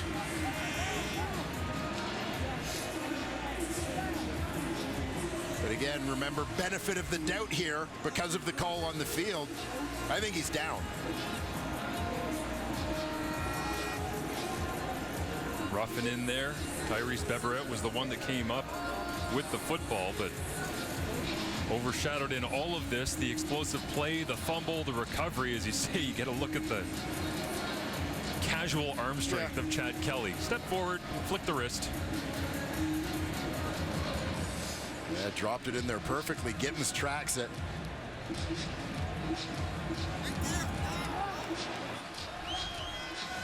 And I think that the right knee was down, but if the officials in the command center are not as convinced as I was, the benefit of the doubt here would go to the Alouettes, because that was the initial call on the field, was a fumble recovered by Montreal. Curley had not had any pass plays of 30 yards or more so far this season.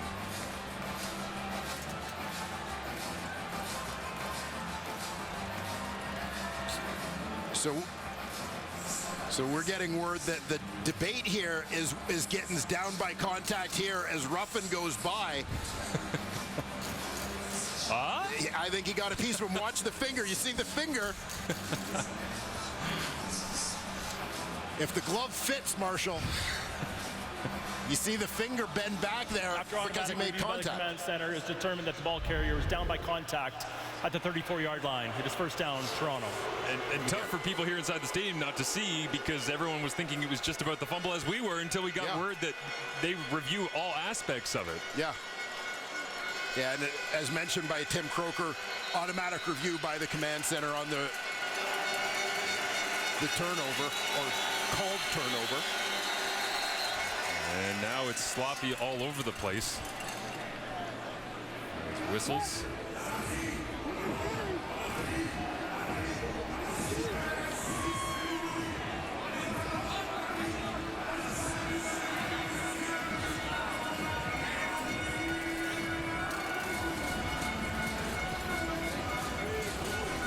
Unger will check out. In comes Andrew Harris. 13:53. 13:53. Thank you.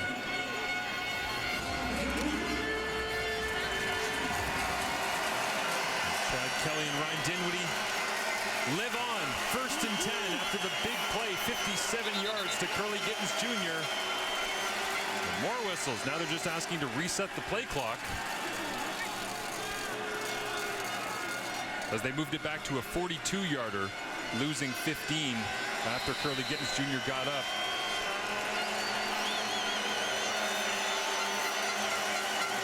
Stretch run, A.J. Ouellette. Nice running lane, cuts back, more room, inside the 20. And A.J. Ouellette into the 15-yard line, as Andrew Harris and Ouellette on the field on the same snap. Yeah, Andrew Harris lines up as a tight end on this one. And with A.J. Ouellette carrying the mail, there's Harris, the far left side of your screen. He's going to work to second level as he stretches. To the linebacker Williams. Ouellette cuts it back. A nice game. Stretch run again here for the Argonauts. Ouellette setting the tone early in the third quarter for an Argonauts rushing game that's first in the CFL with 136 yards per game.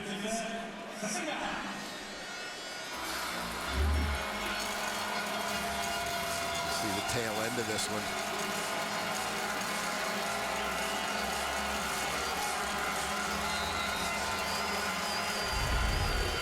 Beverett narrowly avoiding the flowing locks, the Argo running back. And up high around the helmet, back of the shoulder pads. No flag down. Kelly looking to throw. Bending it out right into the end zone for DeVaris Daniels. Incomplete.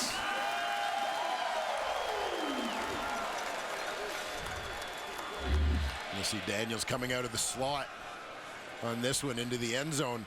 Kelly tries to squeeze it into a tight window here. You see Wes Sutton quickly closing on that one.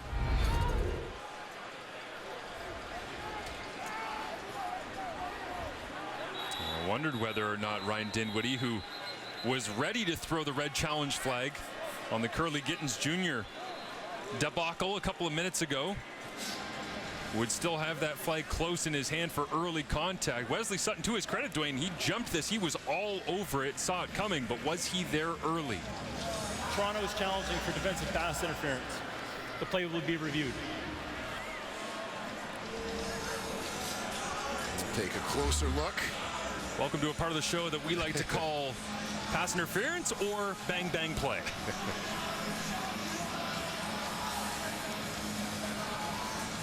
And I have said many times over the years in the world of replay review that have, quite frankly, on so many of these calls to me, if you have to go to slow motion to see that it's pass interference, it's not pass interference.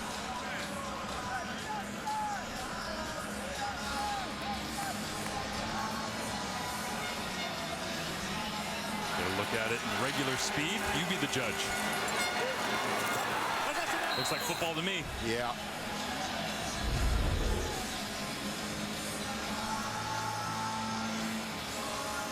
Toronto hadn't challenged yet. Here's the call. After review, the rolling on the field stands. Toronto, after losing the challenge, has lost a timeout. It's third down. Also lost their first challenge attempt of the entire season. Only the BC Lions now left as a team in the Canadian Football League that has not challenged a call. Saving them all up for the playoffs. They challenged 36 times. Is that how that works? You carry them over? Yeah. I hope not. We might slow the game down a little bit. Boris Beattie trying to knock things up at double digits. And the former Alouettes kicker hammers this one through. 10-all East Division matchup. Dinwiddie hydrating, ready for the second half. Cody Fajardo, career best, 1 interception on 112 pass attempts coming into tonight. For the most part, it's been clean all over the place. Screening it back to Stanback, getting it out to Austin Mack. And really, you take away the one decision, flipping it over the top into the hands of Whit McManus, and this has been a productive night, including the touchdown at the end of the first half. Tyler Sneed. Yeah, big finish. We'll see where the Alouettes go as they get the third quarter going here. Fajardo keeps it, flips it to the outside, and it is Mack getting his first touch of the second half, trying to continue to use him in a variety of ways. Mack's interesting, Dwayne, because they haven't really used him the way they used Gino. They haven't used him the way they've used other guys in that position. Jake Winicky, others. He's his own player. Yeah, well, and part of this is, I think the Montreal Alouettes still figuring out exactly what Austin Mack can do, but also guy obviously talented, but a first-year CFLer and trying to figure out his way, trying not to give him too much. Fajardo spins out to his left as he loves to do, looks over the top for Mack. The toes. First down, 81, as Peters overran it.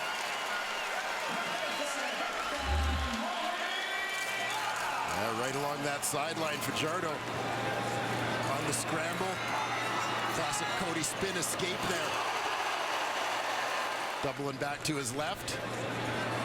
Mack, not so much of a route as just a go hang out on the sideline. 6 catches, 71 yards to this point. Puts 2 down, just to remind you, he came from the National Football League in the New York Giants. Robertson Daniel blitzing off the backside. They'll run away from it. Bursting through the hole. It's Jezrin Answe getting his first touch on the ground since week 3 Well, Antwi, the University of Calgary product.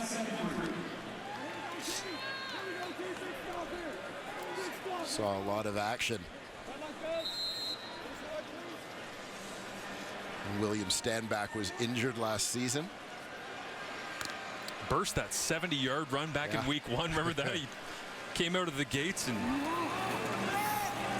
set it on fire. He's been in the lineup a lot over the last 2 years, contributing. They hand it back off on 2nd down and 3. And Antwi, a regional combine invitee, had to earn his way into the draft conversation. Yep. He's done it, stuck in the league and fighting for every yard here for Montreal.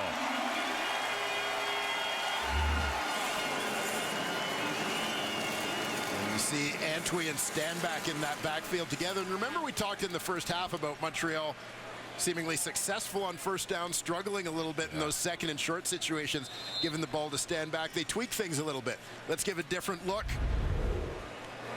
Let Stanback be the decoy. We'll give it to Antwi. That seems to be working for them on this drive. And now they're coming at you with Tuck, the fullback, Regis Sibusu, another big body, and both backs. Straight downhill, try to go with a little lead play with Stanback being the lead blocker, and Darius Pickett sniffed that one out immediately. Let's get more fullbacks on the field.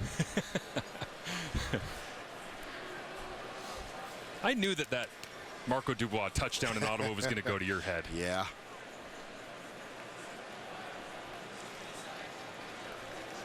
Yeah, you get the feeling, though, the way the early part of this Canadian football season has gone, with so much of an emphasis seemingly league-wide on play at the line of scrimmage, physicality, that, you know, big ball may be making a bit of a comeback. Fajardo gets it out to Cam Julian Grant. Flag comes up late, likely roughing the passer, as Cody Fajardo got smacked behind the play by Sean Oakman. And Fajardo pointing that it will be a first down, and Oakman might have just bailed Montreal out because they would have had to send out the kicking unit. Major foul, roughing the passer. Toronto number 2. 15-yard penalty from the end of the play. An automatic first down. We talk all the time about the factors. You see Oakman coming from the hash mark, bottom of that defensive line. Following through with the left hand. Pretty blatant one there. One that I think could have been avoided by Oakman. As you can see, the ball was gone as he finished that one. Easily avoidable. I will say, when one of the branches on Oakman hits you, it's going to look pretty violent. This one skips away from Fajardo, picks it up, running around, trying to find any daylight, and he will go down. That will count as another sack on the fumbled snap. And one of those that going to frustrate a coach. It looked like a pretty good snap. Just got away from the Alouettes quarterback. He does the best he can to limit the bleeding on that one. Moss wants him to throw it away and save the yardage, as that'll put them in 2nd and long. A little bit of awareness there. Could use some from Andrew Harris, who against BC a couple weeks ago got the handoff, had nowhere to run, and said, you know what, I'll throw this thing out of bounds. Yeah, veteran move. Fajardo with 2nd and 13. Lorna Rimolade ready to pass rush. He gets off the edge. Rimolade almost gets home. They flip it out. Stanback makes the grab and tracked down at the 20-yard line. And it will be the field goal unit for Montreal. You saw Stiggers from the Argos secondary quickly close on that one by the time the ball got to Stanback. Nice spin move, but the Owls running back just unable to maintain his balance on that one as the Argos bail out defensive tackle Sean Oakman after that penalty. And these meetings between Moss and Fajardo, whether Saskatchewan or here in Montreal, we've asked them about it at the start of the season and say, you know what, sometimes it gets fiery, but that's just because Moss cares so much. Fajardo takes another lesson to start the season here in Montreal. Kick is good. Montreal retakes the lead, and their defense ready to hit the turf once again. At Percival Molson, Marc-Antoine Ducroix, Montreal Carabin alum. An interception here tonight. Lives and breathes football. He's back with us after this on Friday Night Football. Marc-Antoine Dubois, one of the standouts in this Montreal defense. They love having him roam the back end. He's been doing it in this city for a while. 2016 to 19. University de Montreal, of course, 2019 first team All-Canadian. A pick 6 and a Dunsmore as well. Standout player, so much range. Great story as well with his connection to the Caravan here locally. For more, let's go down to Kenzie Lalonde. Yeah, Marc-Antoine had said that jump to professional football wasn't that big because Danny Machocha created such a professional environment during his time with the Caravan. He said his first practice with the Alouettes felt just like a Caravan practice. And that professional setting was kind of a first for Marc-Antoine Dubois, who grew up playing for the Ile-Bizard Vikings. He didn't play high school ball, which is, again, mainly coached by parents. And then when he went to college Montmarie, well, there he was injured, only ended up playing 5 games over the course of 3 years. So to then link up with Machocha, develop a professional setting has really bode well for him, understanding preparation and, of course, understanding film. And, guys, considering it's a short week, that prep is really paying off. AJ Ouellette with the gain of 8, leaving 2nd and 2 for Dubois to defend here. My favorite part of our chat with him this week, Dwayne, was he said, yeah, in university I used to be able to just bait guys and be able to track it down. People are pretty fast in the CFL, but I can still get interceptions. He's got one tonight. Yes, sir. As you see him right there on the McGill logo at midfield. They'll flip it out on 2nd and 2. Ouellette gets the corner, cuts it back. AJ putting on a show tonight here in Montreal, inside the 20. Well, 70 yards on the ground for Ouellette last week. When the Argos' last outing, rather, against BC, coming off a bye. The legs are looking pretty fresh as he gets this one north-south. Yet another big gain. 42 big ones that time for number 34. Adding onto his tally on the season. Catches his breath. In goes Andrew Harris. Right back to the well.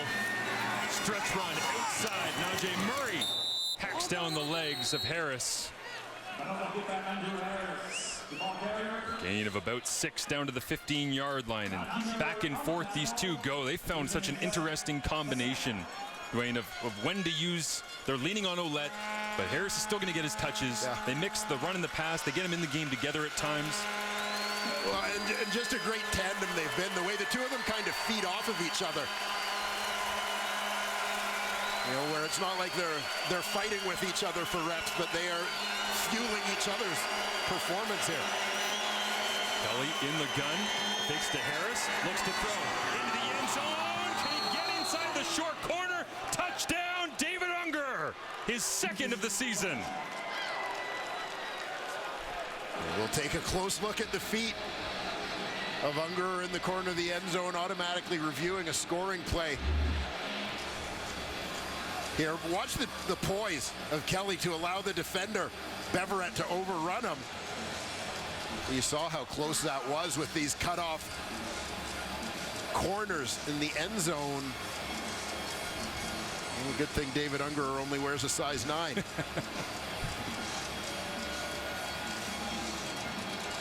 likely possession and right foot, likely enough to be able to confirm this one. We will see as all scoring plays automatically reviewed.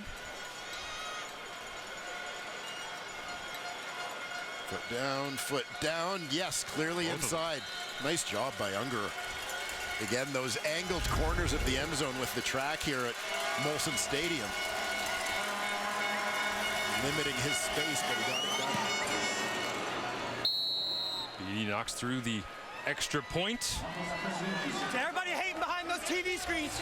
What you gonna do? Unger is on it.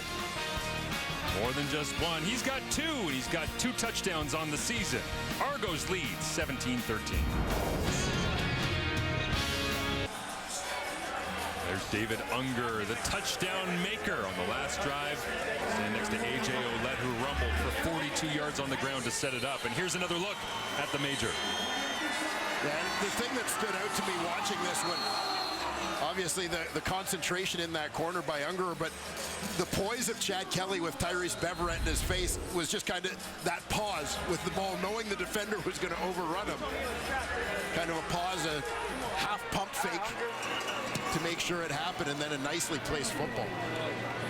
League leader in kickoff depth, Boris Beatty hammers this one down to the 5. Here comes the Argos coverage unit.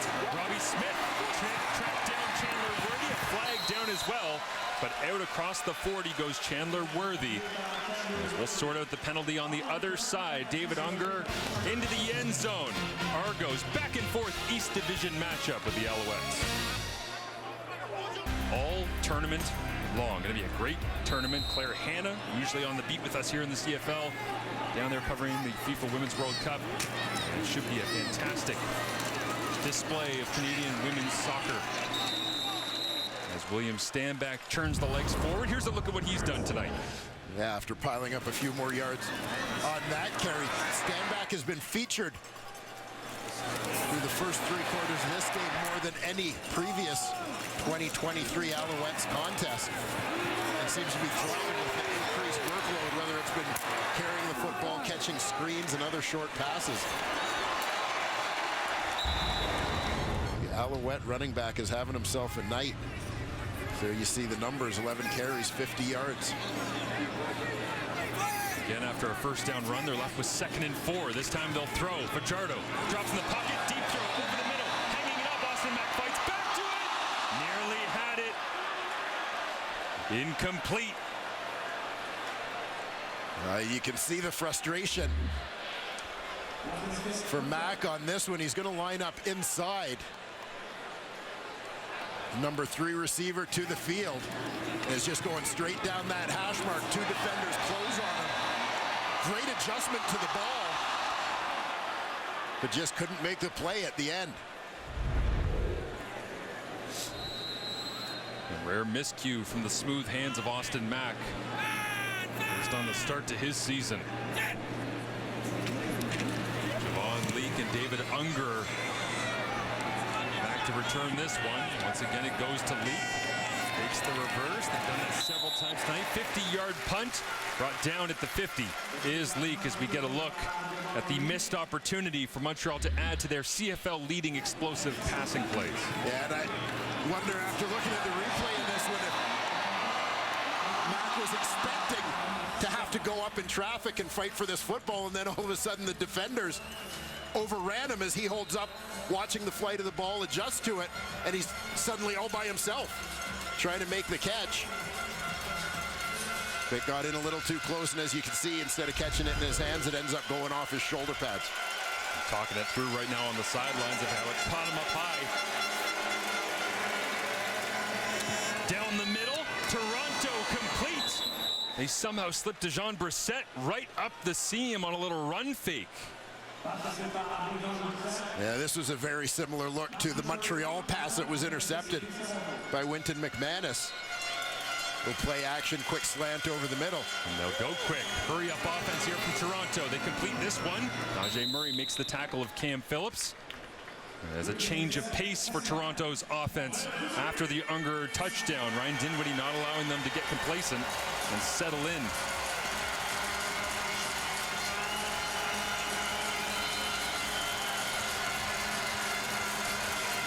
Completion to Phillips. Goes for 7 yards. 2nd and 3.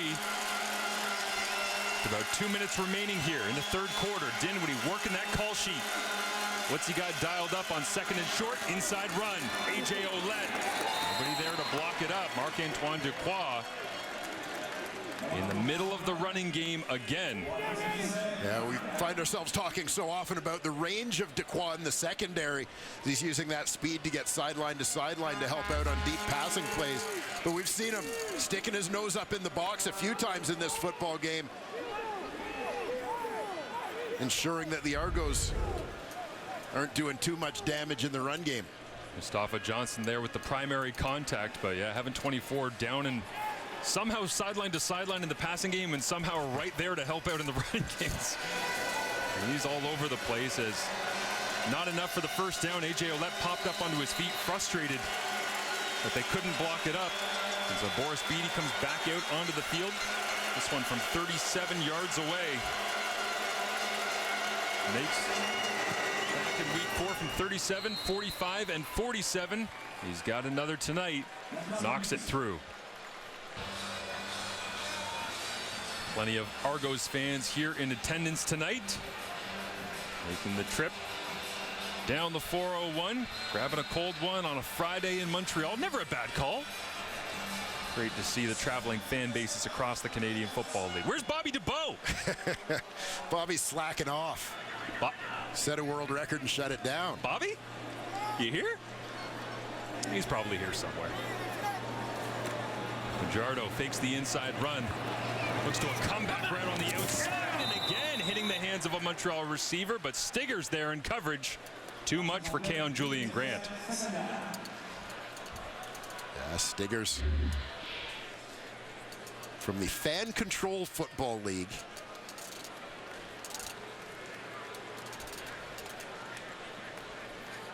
Basically never really played college football.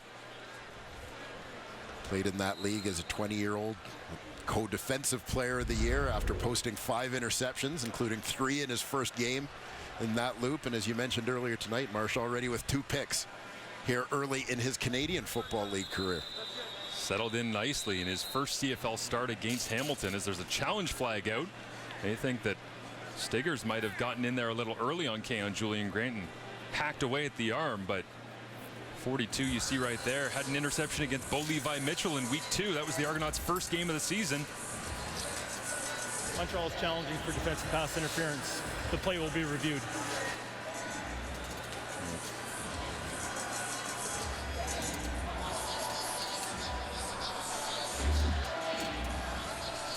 We'll take a look at the isolated matchup here. Right hand with a pretty good tug on the number 1 on the back of that jersey.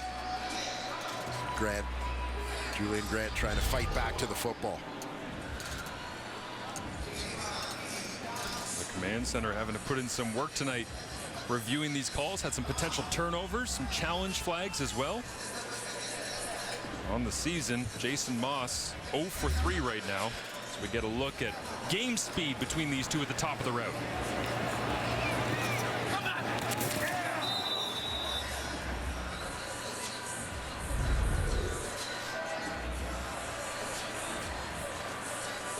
Moss is already diving back into his call sheet here. Might make you think that they're moving the sticks. Yeah, the grab appeared pretty clear.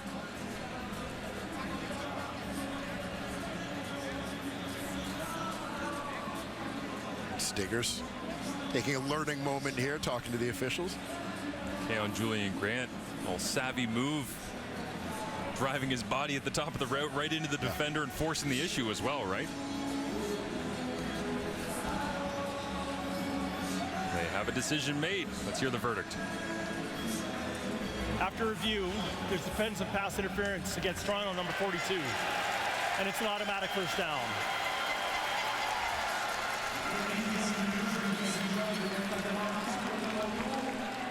This will take us just into Toronto Argonaut territory.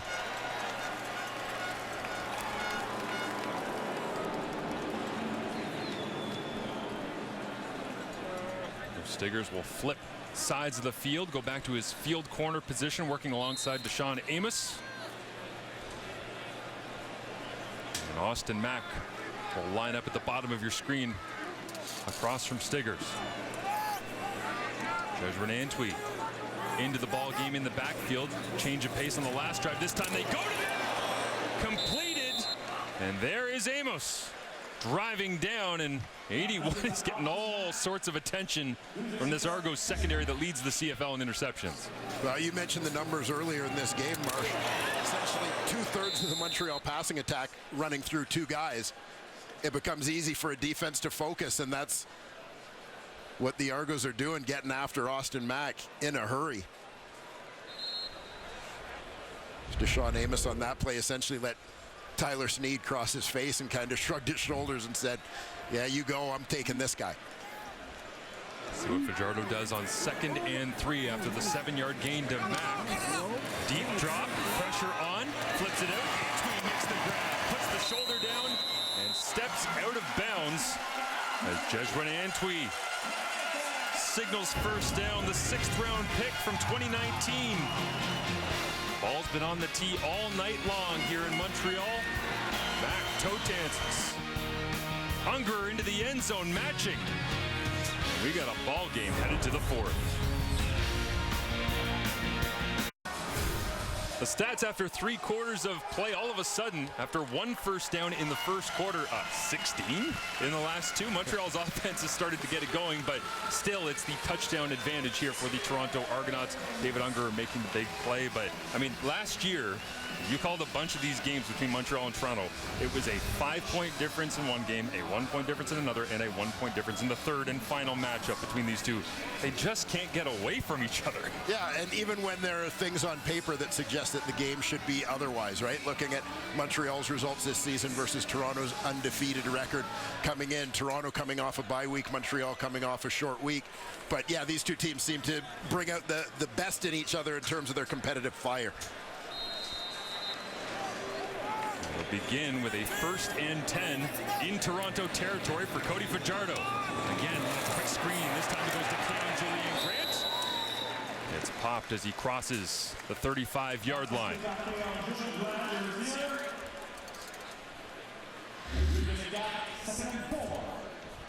And he's got Austin Mack. Julian Grant is the one receiver out here. Austin Mack is the number 2. Now, one of the things Jason Moss has talked about a lot with Austin Mack is his willingness to block. And you saw Tyler Snead getting in on it as well. But receivers working hard for each other out there on the perimeter. Antwi out to the flats. They'll screen it back the other way. Fajardo trying somehow. Gets the arm strength to find Mayala. Virgie Mayala. It's the rare touch in this offense. And those players doing you thought might get a little bit more action returning to the Alouettes. Hasn't happened yet, but a healthy change of pace here in Target. Yeah, and a nice adjustment here, a little bit of improv by Cody as he's got to change his throwing angle here. Mayala starts off in the backfield just to the left of the quarterback with pressure in his face. Fajardo has to kind of take a little pause, adjust his release angle on that one. Slips it to Mayala, who does the rest for the first down. Mayala in motion again to the right tackle spot. They'll screen it out. Julian Grant, Snead out in front blocking. Keon dancing and now dropping the legs through 4 tacklers all the way down to the 10-yard line. As there's an Argonaut down back at the original point of collision, but Julian Grant quickly becoming one of the more dangerous yard-after-catch receivers in the CFL. Yeah, and he really established that, I thought, last year is in terms of the percentage of his yards that came after the catch. He was at the top of the Canadian Football League as he took so many plays like this and turned them into what you would call explosive plays of 20-plus yards. You get an idea of why is Grant, you know, here in the Canadian Football League, we all know him as a receiver, but he was made his first real impact as a dominant kick returner in the AUS, playing for the St. FX X-Men and Antigonish, Nova Scotia.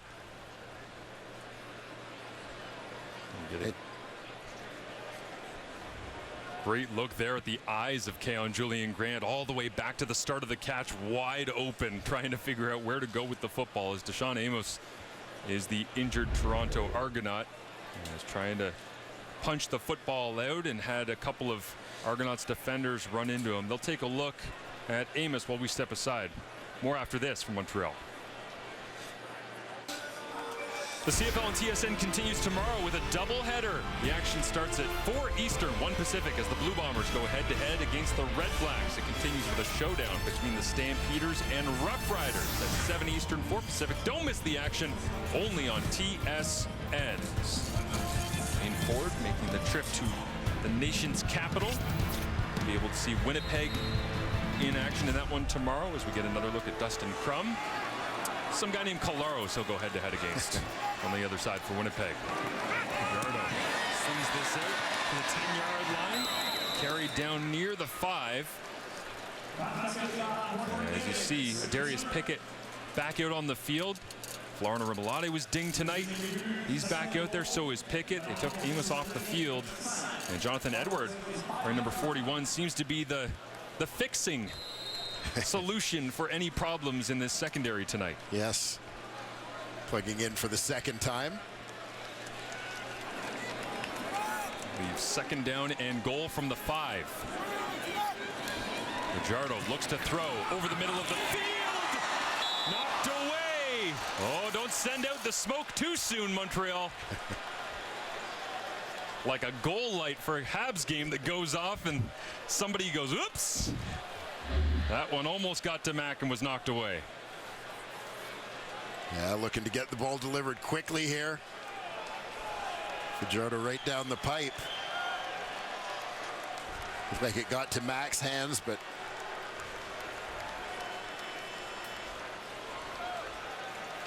there you see the defender, Robertson Daniel, doing just enough to disrupt Austin Mack on that one.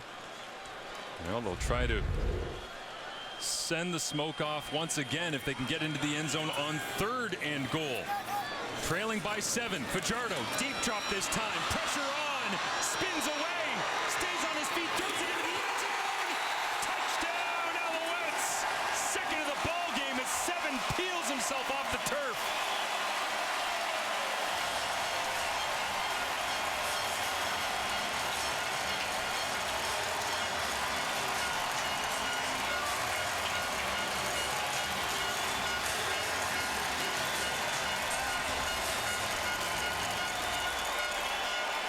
Are there any bonus points for the sweet escape there from Cody Fajardo, as it looked like this play was dead in the water right about there?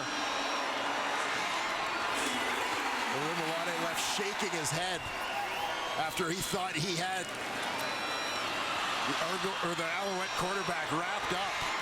Fajardo slips away. Finds Sneed on the scramble down the sideline.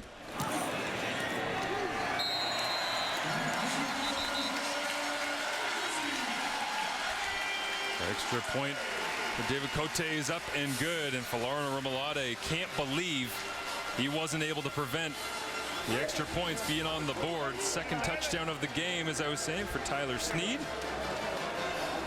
9 plays, 70 yards in 3 minutes and 38 seconds as we get another look at it. Yeah, this one aided a little bit by that penalty against Qantas Stiggers.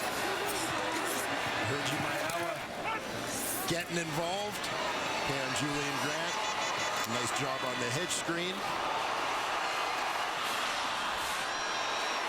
And Cody Fajardo finishing it after demonstrating some of his best dance moves to get out of that pocket. Finding Tyler Sneed for the second time tonight. He stole the first touchdown. That one was very much intended for Tyler Sneed. And he knows it.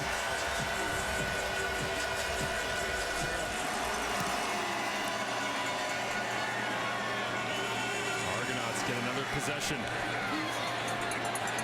Across the 30, chopped down at about the 35-yard line, and that's a really important touchdown for the Montreal Alouettes offense, because you got the sense that on a short week for Montreal, Toronto coming off of a bye fresh, this might have gotten into the similar territory of the game against Winnipeg, where it's a touchdown or two advantage. Yeah. And the opposition was just ready to start running the rock downhill at you and wear you out. And that uphill climb can get real steep in a hurry, but the Alouettes do a nice job fighting back into this one.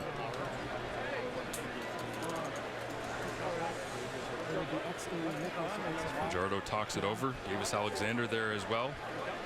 Third string quarterback wearing number 3 with Jason Moss.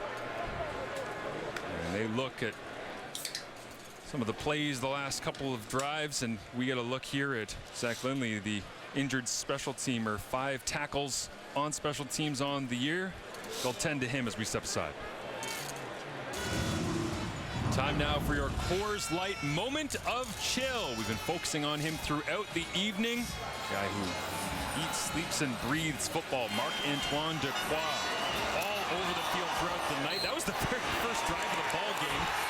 Big hit on Tavares Daniels. Made an interception here on the crossbody throw from Chad Kelly earlier on. Living adventurously, finding some Carabin faithful. And celebrating throughout the night. He'd love to relax with another moment of chill. The Alouettes can give the Toronto Argonauts their first loss of the season. Toronto trying to go 4-0 for the first time since 1983. Chad Kelly looks to his right. Checks it down underneath to A.J. Ouellette, who cannot be brought down. Second and third wave of tacklers there finally get it done. And it'll leave second down and short. Yeah, nice first down pickup here. Offensive line doing a nice job providing Chad Kelly time to go to work through his progression down to his running back.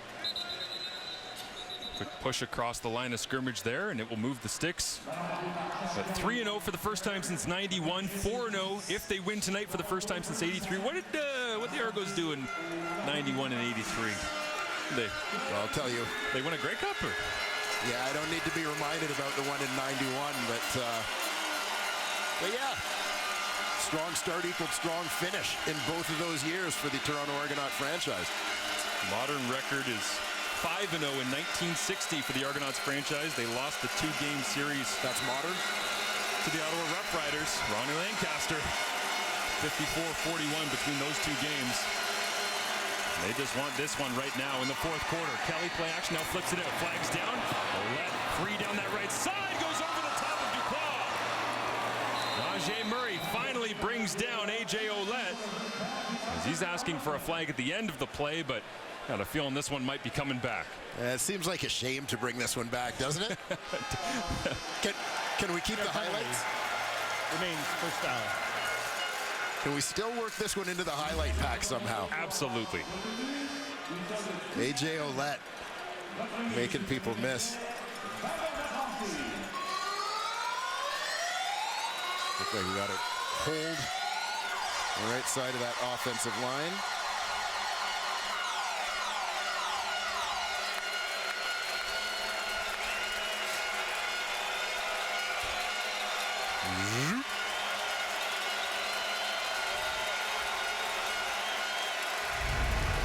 Chad Kelly back to work, fades this one down the right sideline, going up to try and haul it in as DeMonte Coxie couldn't do it. Coverage on the outside that time by Kabian Ento as Kelly tried to go and get all of it back. And there's Coxie going right down the rail. Ento not biting.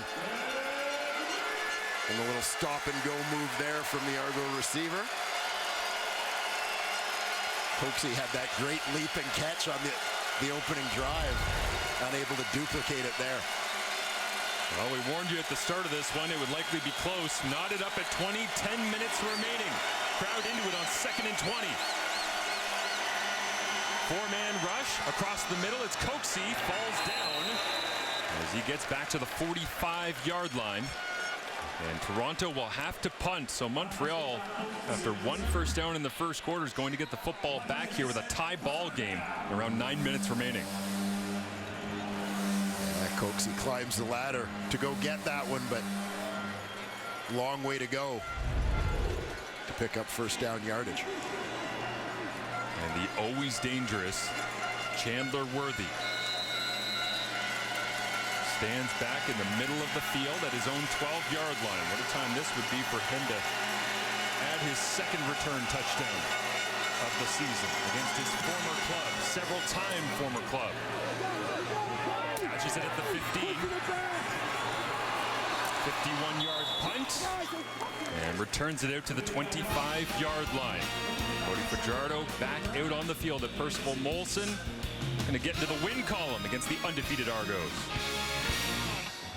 Your Alex Pillow looks to add a 5th win to his season in IndyCar. Cody Fajardo handing it off that left-hand side, trying to follow Pierre-Olivier Lestage, goes Jezrin Antwi. Gain of 2. It'll be 2nd down and 8. Jason Moss already had the call in, ready to go as he substitutes here. Yeah, we've seen the Montreal Alouettes with a few adjustments on these 2nd down situations here in the second half of this football game, but a little different look here at 2nd and long. Costigan staring it down. Hard count from Fajardo. He keeps the play that he had called in on. Lets it roll. Empty. 3-by-3. Steps forward away from the pressure. Scrambling around. And down he goes. No, he actually refuses to end up on his backside until the end of the play as Dwayne Hendricks is trying to say, just go down, man. Argo's front getting tired of the strength of Cody Fajardo's legs, keeping him up. Yeah, the protection broke down here quickly. The Montreal Alouettes offensive line.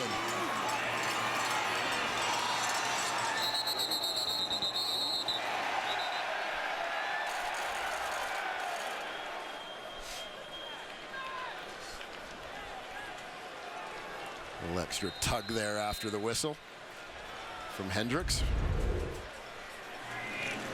Third sack of the night, up to 25 now on the season for the Alouettes allowed.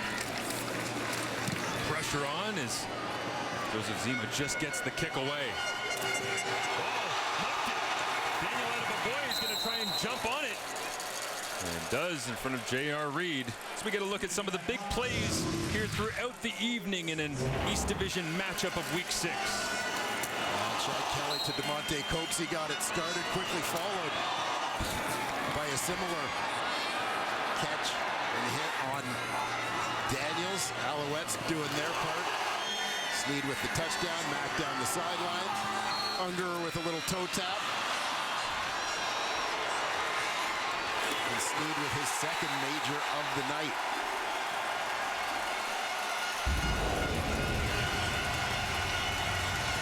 Argonauts break the huddle here. 5 wide. Give the run. Ouellette bounces off first contact. Second and third until finally Mustafa Johnson ends it off, and AJ gets up and has a word before heading back to the double blue huddle. Hard-earned 5 yards there for AJ Ouellette. See Noel Thorpe, the Alouettes defensive coordinator, CFL veteran. Also had a couple of stops in Edmonton and Ottawa along the way. Pressure on from Noel Thorpe, and the blitz gets to Kelly down the middle of the field. Hanging up! Tavares Daniels, Cam Phillips might have been the easier option. But regardless, Kelly finds a connection. Yeah, Kelly just stays alive on this one. Got Daniels down one hash, Phillips down the other. Nice adjustment to this ball as it's en route. Kelly, you saw him just get blasted out of the picture, taking a hit as he throws that ball up. But all worthwhile as Daniels comes down with it. Handed off, Andrew Harris gets turned around on a minimal gain. That one went for 45 yards through the air to Tavares Daniels, and yeah, Kelly got absolutely blasted. But it's kind of like the start he had against the Alouettes last year. He said, they blitzed me every play. I had to figure out where to go with the football. Well, they kind of unintentionally prepared him for moments like this. Yeah, learning under fire.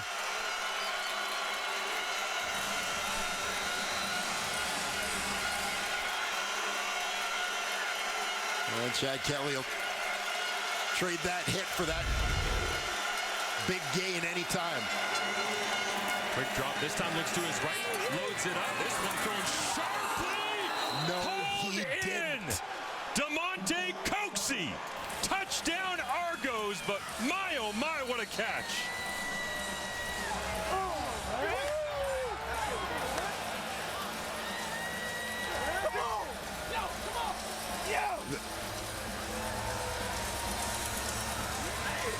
You remember the fantastic catch Coxie made on the opening series? That is now his second best catch of the game. This is unreal.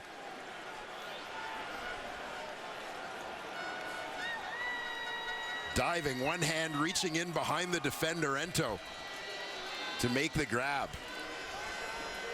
Suddenly using that left hand to separate himself a little bit. Did he avoid trapping it when he landed? That looks about as clean as it gets to me. I was watching last night, Hamilton, Edmonton, and they said, hey, Stephen Dunbar. You remember this catch from Hamilton? Yeah, this one's not quite the full extension of Stephen Dunbar against Ottawa, but it's up there. What a grab for Coxie. There's Noel Thorpe signaling that he believes Coxie extended the arm maybe to get an advantage on this one. Yeah, well, as I mentioned, challenging the play for offensive pass interference. The play will be reviewed. you could see him use that left hand as the ball was approaching. to gain some separation. Coxie on the outside on this one. He's just going right down the sideline. One-on-one versus Ento. He's fine at that point, but it's just before the ball arrives. And it holds the defender off a little bit to get some separation.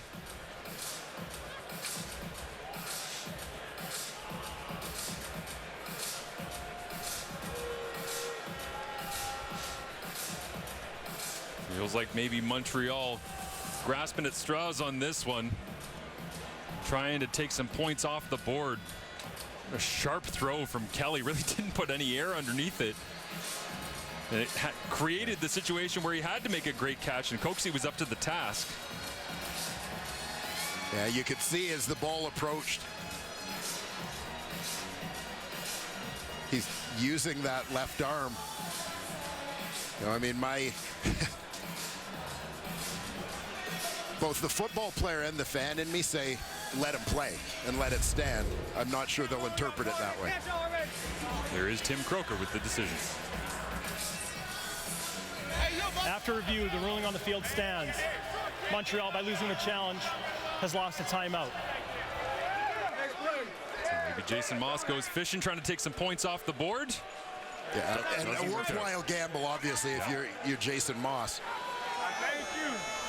You took his ass to the barber shop. Paid him up Friday. Anybody?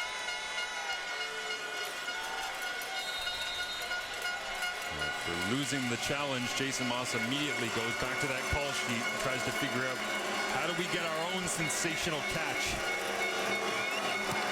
to tie this ball game up once again. As BD adds the extra point. Coxie's not letting go of that thing, Dwayne. Well, he worked hard to get it. He's earned the right to hold on to that ball. Here you'll see once again Kelly drops it right down the sideline. Coxie just reaching past Ento to go get that football. Fantastic one-handed grab. Challenging defenders. Despite the fact they've only played 3 games in the first 5 weeks, looking for their first 4-0 start since 1983. This Argonauts offense not afraid with Chad Kelly at the helm to throw the football down the field and make defenders try to make plays because they trust these big body receivers. Well, and they've shown a willingness to sacrifice their bodies to make plays for their quarterback. We saw that a couple times in the opening series of the ballgame. Early Gibbs Jr. looks it over with Chad Kelly. As the refs having a conversation after the extra point. Ryan Dinwiddie right there on the spot to get the explanation as well with a 7-point lead, 4:50 remaining. After the play, there's unnecessary roughness, misconduct foul against Toronto number 62. That 15-yard penalty would be applied on the kickoff.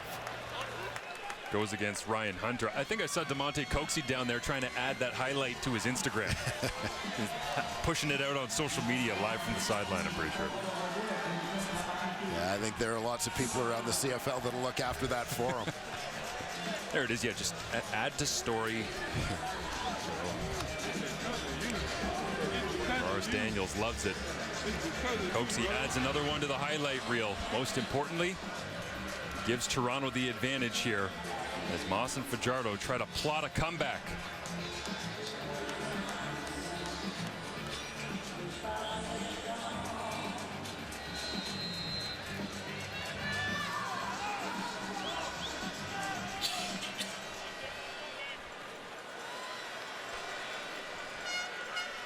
Backed up after the penalty to Ryan Hunter.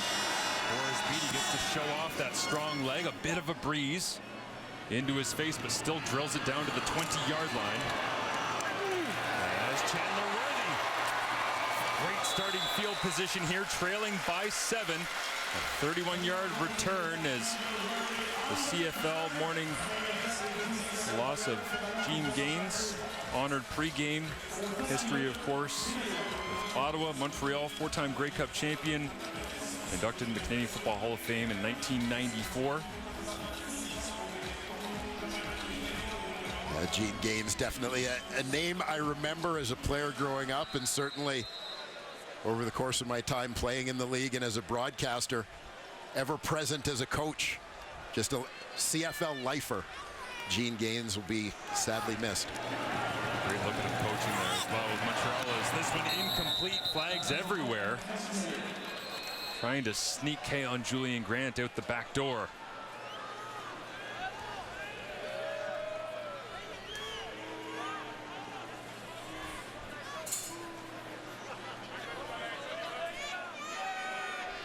Offside. Toronto number 7. 5-yard penalty. Remains first down. Between the unnecessary roughness on the extra point that backed up the Argos kickoff in this offside, Montreal getting a nice boost as they try to even the score here. Argonauts defense that's given up a lot of yardage at the start of the season, a little over 350 yards, trying to close this one out. This one quick slap. They do get it to Julian Grant this time, refuses to go down. Carries the football all the way down to the 35-yard line with 4 minutes remaining. And this is what I started to talk about before with Julian Grant and his earlier history in football as a kick returner, contributing to his after-the-catch ability. But, you know, you get so caught up in his athleticism, his speed, you forget, like, this is a big, strong dude as he's fighting through would-be tacklers. 4 catches, 49 yards. Fajardo pats the ball, sits in the pocket, thought about spinning out, goes forward, has room, pops. Now Fajardo takes off. Steps out of bounds at the 26-yard line.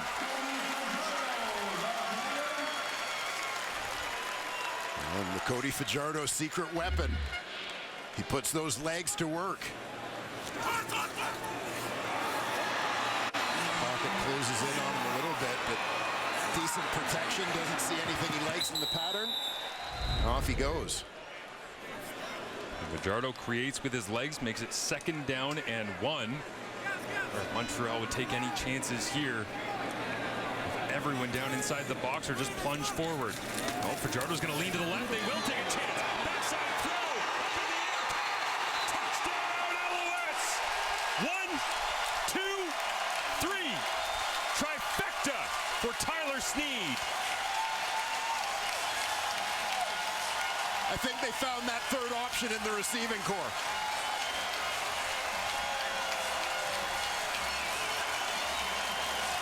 Took a couple more early season injuries for Tyler Sneed to get in the lineup, but he is making the most of the opportunity. Love it off that short yardage look. Tyler Sneed sneaking downfield for the hat trick. You love the call from Jason Moss as the extra point to come. Tie this thing up. It's up and through.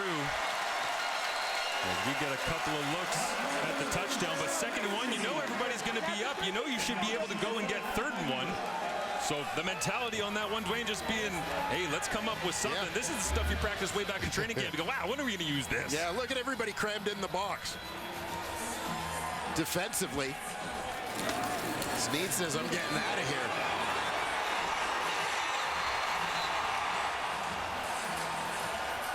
And Stigger's the youngster, the corner on that side. Again, early in his Canadian Football League career, a look or a play call that he hasn't necessarily seen, doesn't go with the receiver. I'm just imagining Tyler Sneed in training camp. Sorry, you want me to do what? Yeah. On 2nd down? First time CFLer. 4 plays, 59 yards in just 90 seconds. For that man, Cody Fajardo into the end zone, answering the tremendous touchdown catch of DeMonte Coxey. And back and forth we go in Montreal.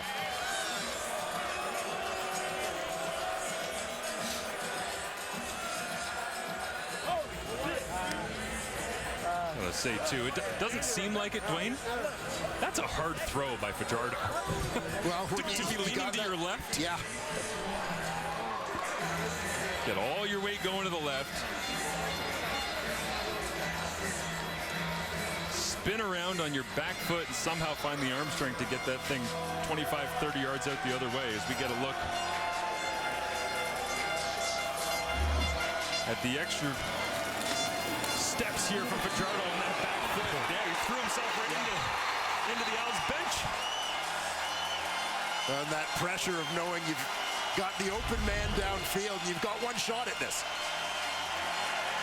After the play, there are two misconduct, unnecessary roughness penalties, one against Toronto number 30 and Montreal number 67.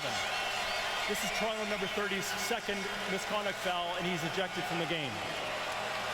And so that's the starting middle linebacker. With Jordan Williams out with injury, Jonathan Jones ejected from the game. You get two of those misconducts, you are gone. He racked him up, and that should mean that you have the young Carleton talent Jack Cassar come in and play middle linebacker for the Argonauts the next time they're on defense, but they're about to get possession back.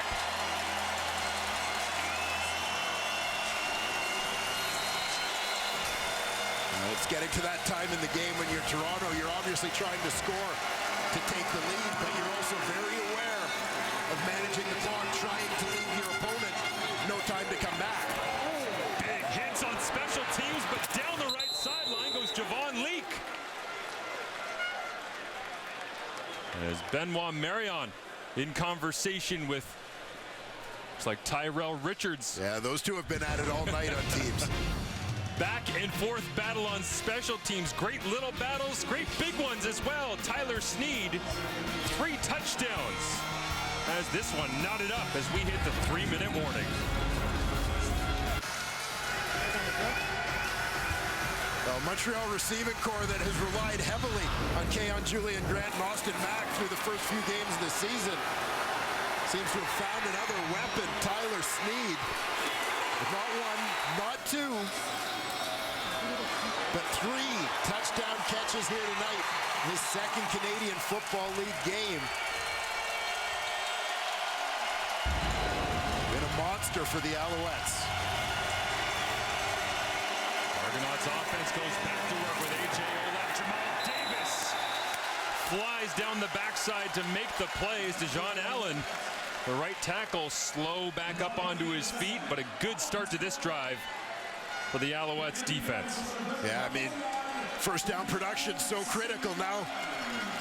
At 2nd and 10, it's advantage Montreal in terms of trying to get off the field and give their offense a chance to win this thing. Montreal doesn't just want to get a stop. They want a 2 and out. They're the best in the CFL at creating them. 43% of opponent possessions become 2 and outs. Kelly looks to throw. Pressure on. And it's caught. Inside the 40-yard line. Who else? DeMonte Coxie makes another. And Chad Kelly, cool as can be in this pressure situation. Coxie working out of that wideout spot.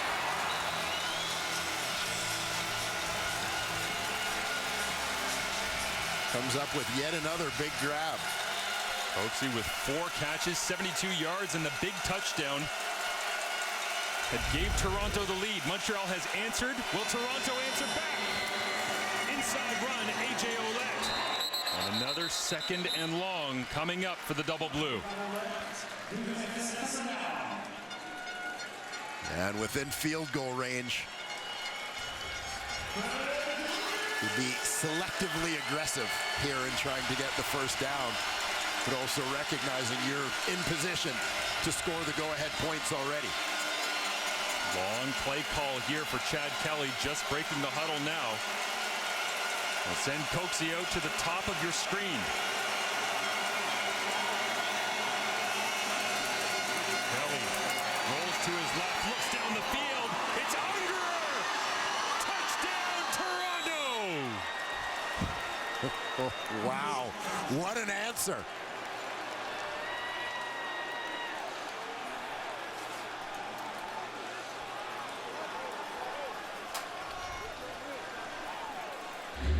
David Ungerer, as his quarterback scrambles here, sneaks down that left sideline.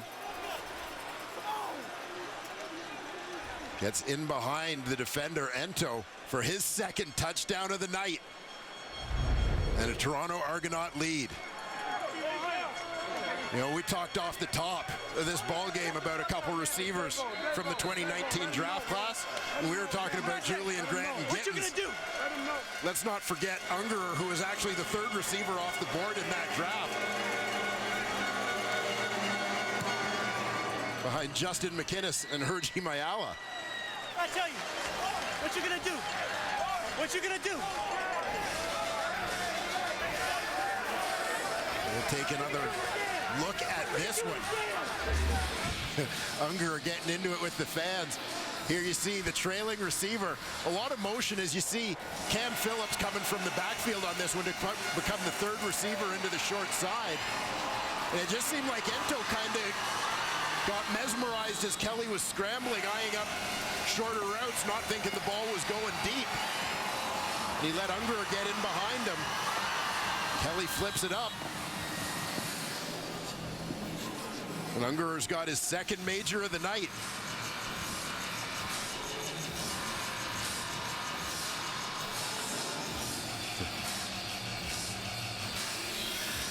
Chad Kelly loves it, celebrating with his offensive line, and David Ungerer quiets down the Alouettes faithful here on Friday Night Football. And all of a sudden, the Argonauts offense scoring at will. Yeah, showing up in the first, showing up in the fourth. Good kick from Beatty all the way down to the 7-yard line. Worthy once again running up to the 25-26 yard line. The Argonauts draft pick Daniel Kwamu making the play, but for Toronto's offense, 4 plays, 61 yards in a minute. The last time Montreal had possession, it only took them 90 seconds to get into the end zone. Well, if you want to go ahead and knot this one up again, Cody Fajardo is going to have to answer in 90 seconds or so. Pretty much.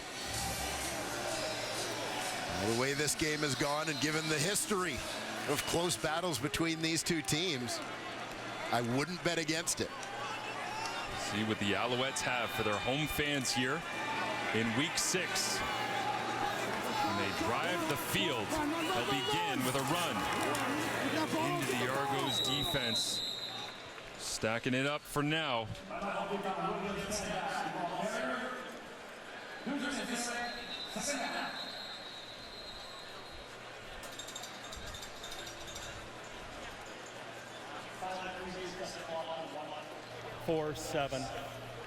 They'll add 6 extra seconds onto the game clock here, and the Alouettes already breaking the huddle, ready to go. You know the way that Jason Moss prepares for these situations. He's been thinking about final drive calls probably since halftime.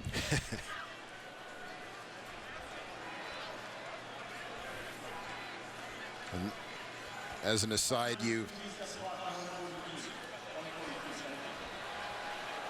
referred to Jonathan Edward as the fix-it for any missing pieces on defense for the Toronto Argonauts in this football game. So most recently, it's Jones that goes out of the game, the middle linebacker. So they've shuffled the defense. The Edward comes in at halfback. Looks like Robertson Daniel moving down to linebacker. And Daniel has been the one that's made the most big plays defensively, forced fumbles, fumble recoveries, interceptions, knockdowns. So why not put him closer to the football? Oh, check that, sorry, the juggle on the back end. Stiggers goes into halfback. McFadden at corner. Daniel down to linebacker. And in the middle, Winton McManus. As Fajardo with pressure. Oh, tries to spin out to his left. Falarna Rimolade.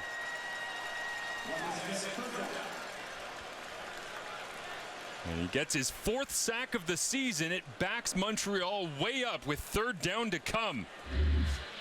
4th of the season, but perhaps biggest. Right here. Rimolade collapsing the pocket from the side. Oakman just crushing it from the middle. I think it was the big fella that got in on the feet of Fajardo to bring him down. Oakman's had a great presence, but not a lot of stats so far this season. Just 2 tackles and no sacks coming in. Huge play there. It's 3rd and 17. Desperation time for the Alouettes. Over the middle, Kalen Julian Grant. Tackled, brought down. And Jason Moss looks on in frustration. Well, Argos defense answers the bell here, and now just up to the O to run out this clock.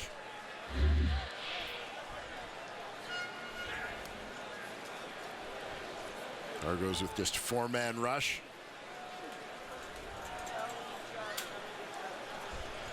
Keep everything in front of them defensively. That's exactly what they do. Roberts and Daniel with the tackle. Kelly loves it, and Cody Fajardo shakes his head. Surrender Cobra in full effect for Jason Moss. At the end of this one, Chad Kelly hands it off. AJ Ouellette right into the middle of the pile. Burn a little bit of clock there. And Montreal, after starting with 2 wins against the East Division, Hamilton and Ottawa, lost 2 games against the West, lost here on Canada Day against Winnipeg, went on the road, took on BC, lost a close one there. And they came home. They were really motivated on a short week to try and get a victory against Toronto and equal the Argonauts' 3 wins on the season, giving Toronto their first.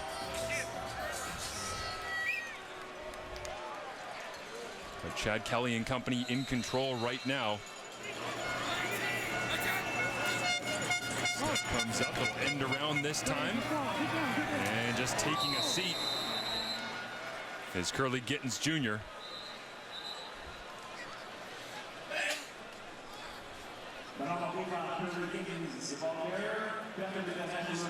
Argos just looking to try and keep that clock moving, obviously, in this situation. But for Montreal, you know, a stretch that it became apparent pretty quickly this CFL season that this stretch of Montreal's schedule was going to be pretty tough, as I think most would argue. In whatever order, Toronto, Winnipeg, BC have been the league's 3 toughest outs. And this to make it a 2-score football game. Max protection is in for the Argonauts. Boris Beatty lines it up from 43 yards away. Trying to go 3 for 3 on the night, just like he was a few weeks ago. He's missed it. Well, well, well.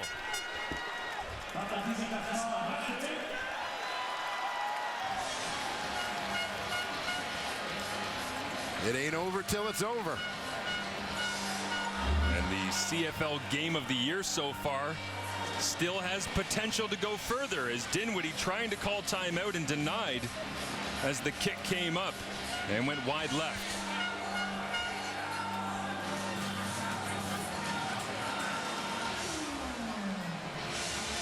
And a week after Beatty became the 7th all-time leader in field goal percentage on his career at 82.3, that number takes a hit. And the Alouettes somehow still have life after going 3 and out in desperation mode just about a minute ago. Fajardo looks to throw down the left sideline. To go get it. Austin Mack got punished as Quantez Stiggers came over. Yeah, perfectly timed hit by Stiggers, as Fajardo is just throwing this one into an open window, which Stiggers was about to slam shut down that sideline.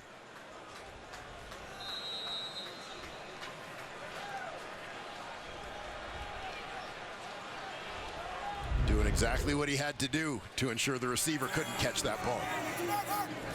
Fajardo against a 4-man rush. Slides to his left, escapes the pocket, looks downfield, Stanback makes the grab up to about the 47-yard line. And it'll be 3rd and 3 with 20 seconds remaining. Well, last gasp here for Cody Fajardo. And if you're Toronto, you're Still probably willing to give up that first down. Just don't give up the big play. Keep them in front of you. It is converted. As Courtney Davis gets wrapped up, Moss already on the headset talking to Fajardo. With 10 seconds left, maybe you get one, and then you got to take a shot to the end zone here, Dwayne? Yeah, that's exactly it. Fajardo sends the receivers in motion. It's got to be a quick one. It is completed over the middle. They're within range. They'll stop the clock. 2 seconds remaining. Where's Tyler Snead? Yeah, exactly. That's what the defense is asking right about now. Is the Alouette receivers already got 3 touchdowns on them. But here we are, 32-yard line for Montreal. Austin Mack has established himself as a great contested catch guy. Are they looking that way? 4 across on the back end for the Argonauts. Will they throw into it or go underneath and let the circus prevail? Fajardo hangs it high in the air into the end zone. Intercepted. And that will do it. He didn't start the night, but he'll end it. Tavares McFadden gets his 2nd interception of the season, and a highly competitive back-and-forth matchup between Montreal and Toronto. A lot of turnover on these rosters, but emblematic of the 3 great games they had last season ends with an Argonauts victory. Yeah, Cody Fajardo throwing up a prayer at the end. Nothing open. He's just going to take a shot on the Hail Mary, but Argos had it well covered. McFadden, the man who comes up with the pick to close this one out. A great East Division battle here between the Montreal Alouettes and Toronto Argonauts. Tell you what, give me this one a couple more times. Yes, sir. Cody Fajardo and the Alouettes now into a 3-game slide. Winnipeg, BC, and now Toronto. They will go into a bye week. DeMonte Coxey, a couple of fantastic grabs here tonight. 3 majors for Tyler Snead. David Unger got a pair. AJ Ouellette over the top. And a great CFL game on a Friday night here in Montreal. Doubleheader action tomorrow for you. For tonight, we say thanks for watching. For Dwayne Ford, Kenzie Lalonde, and everybody from our CFL and TSN crew.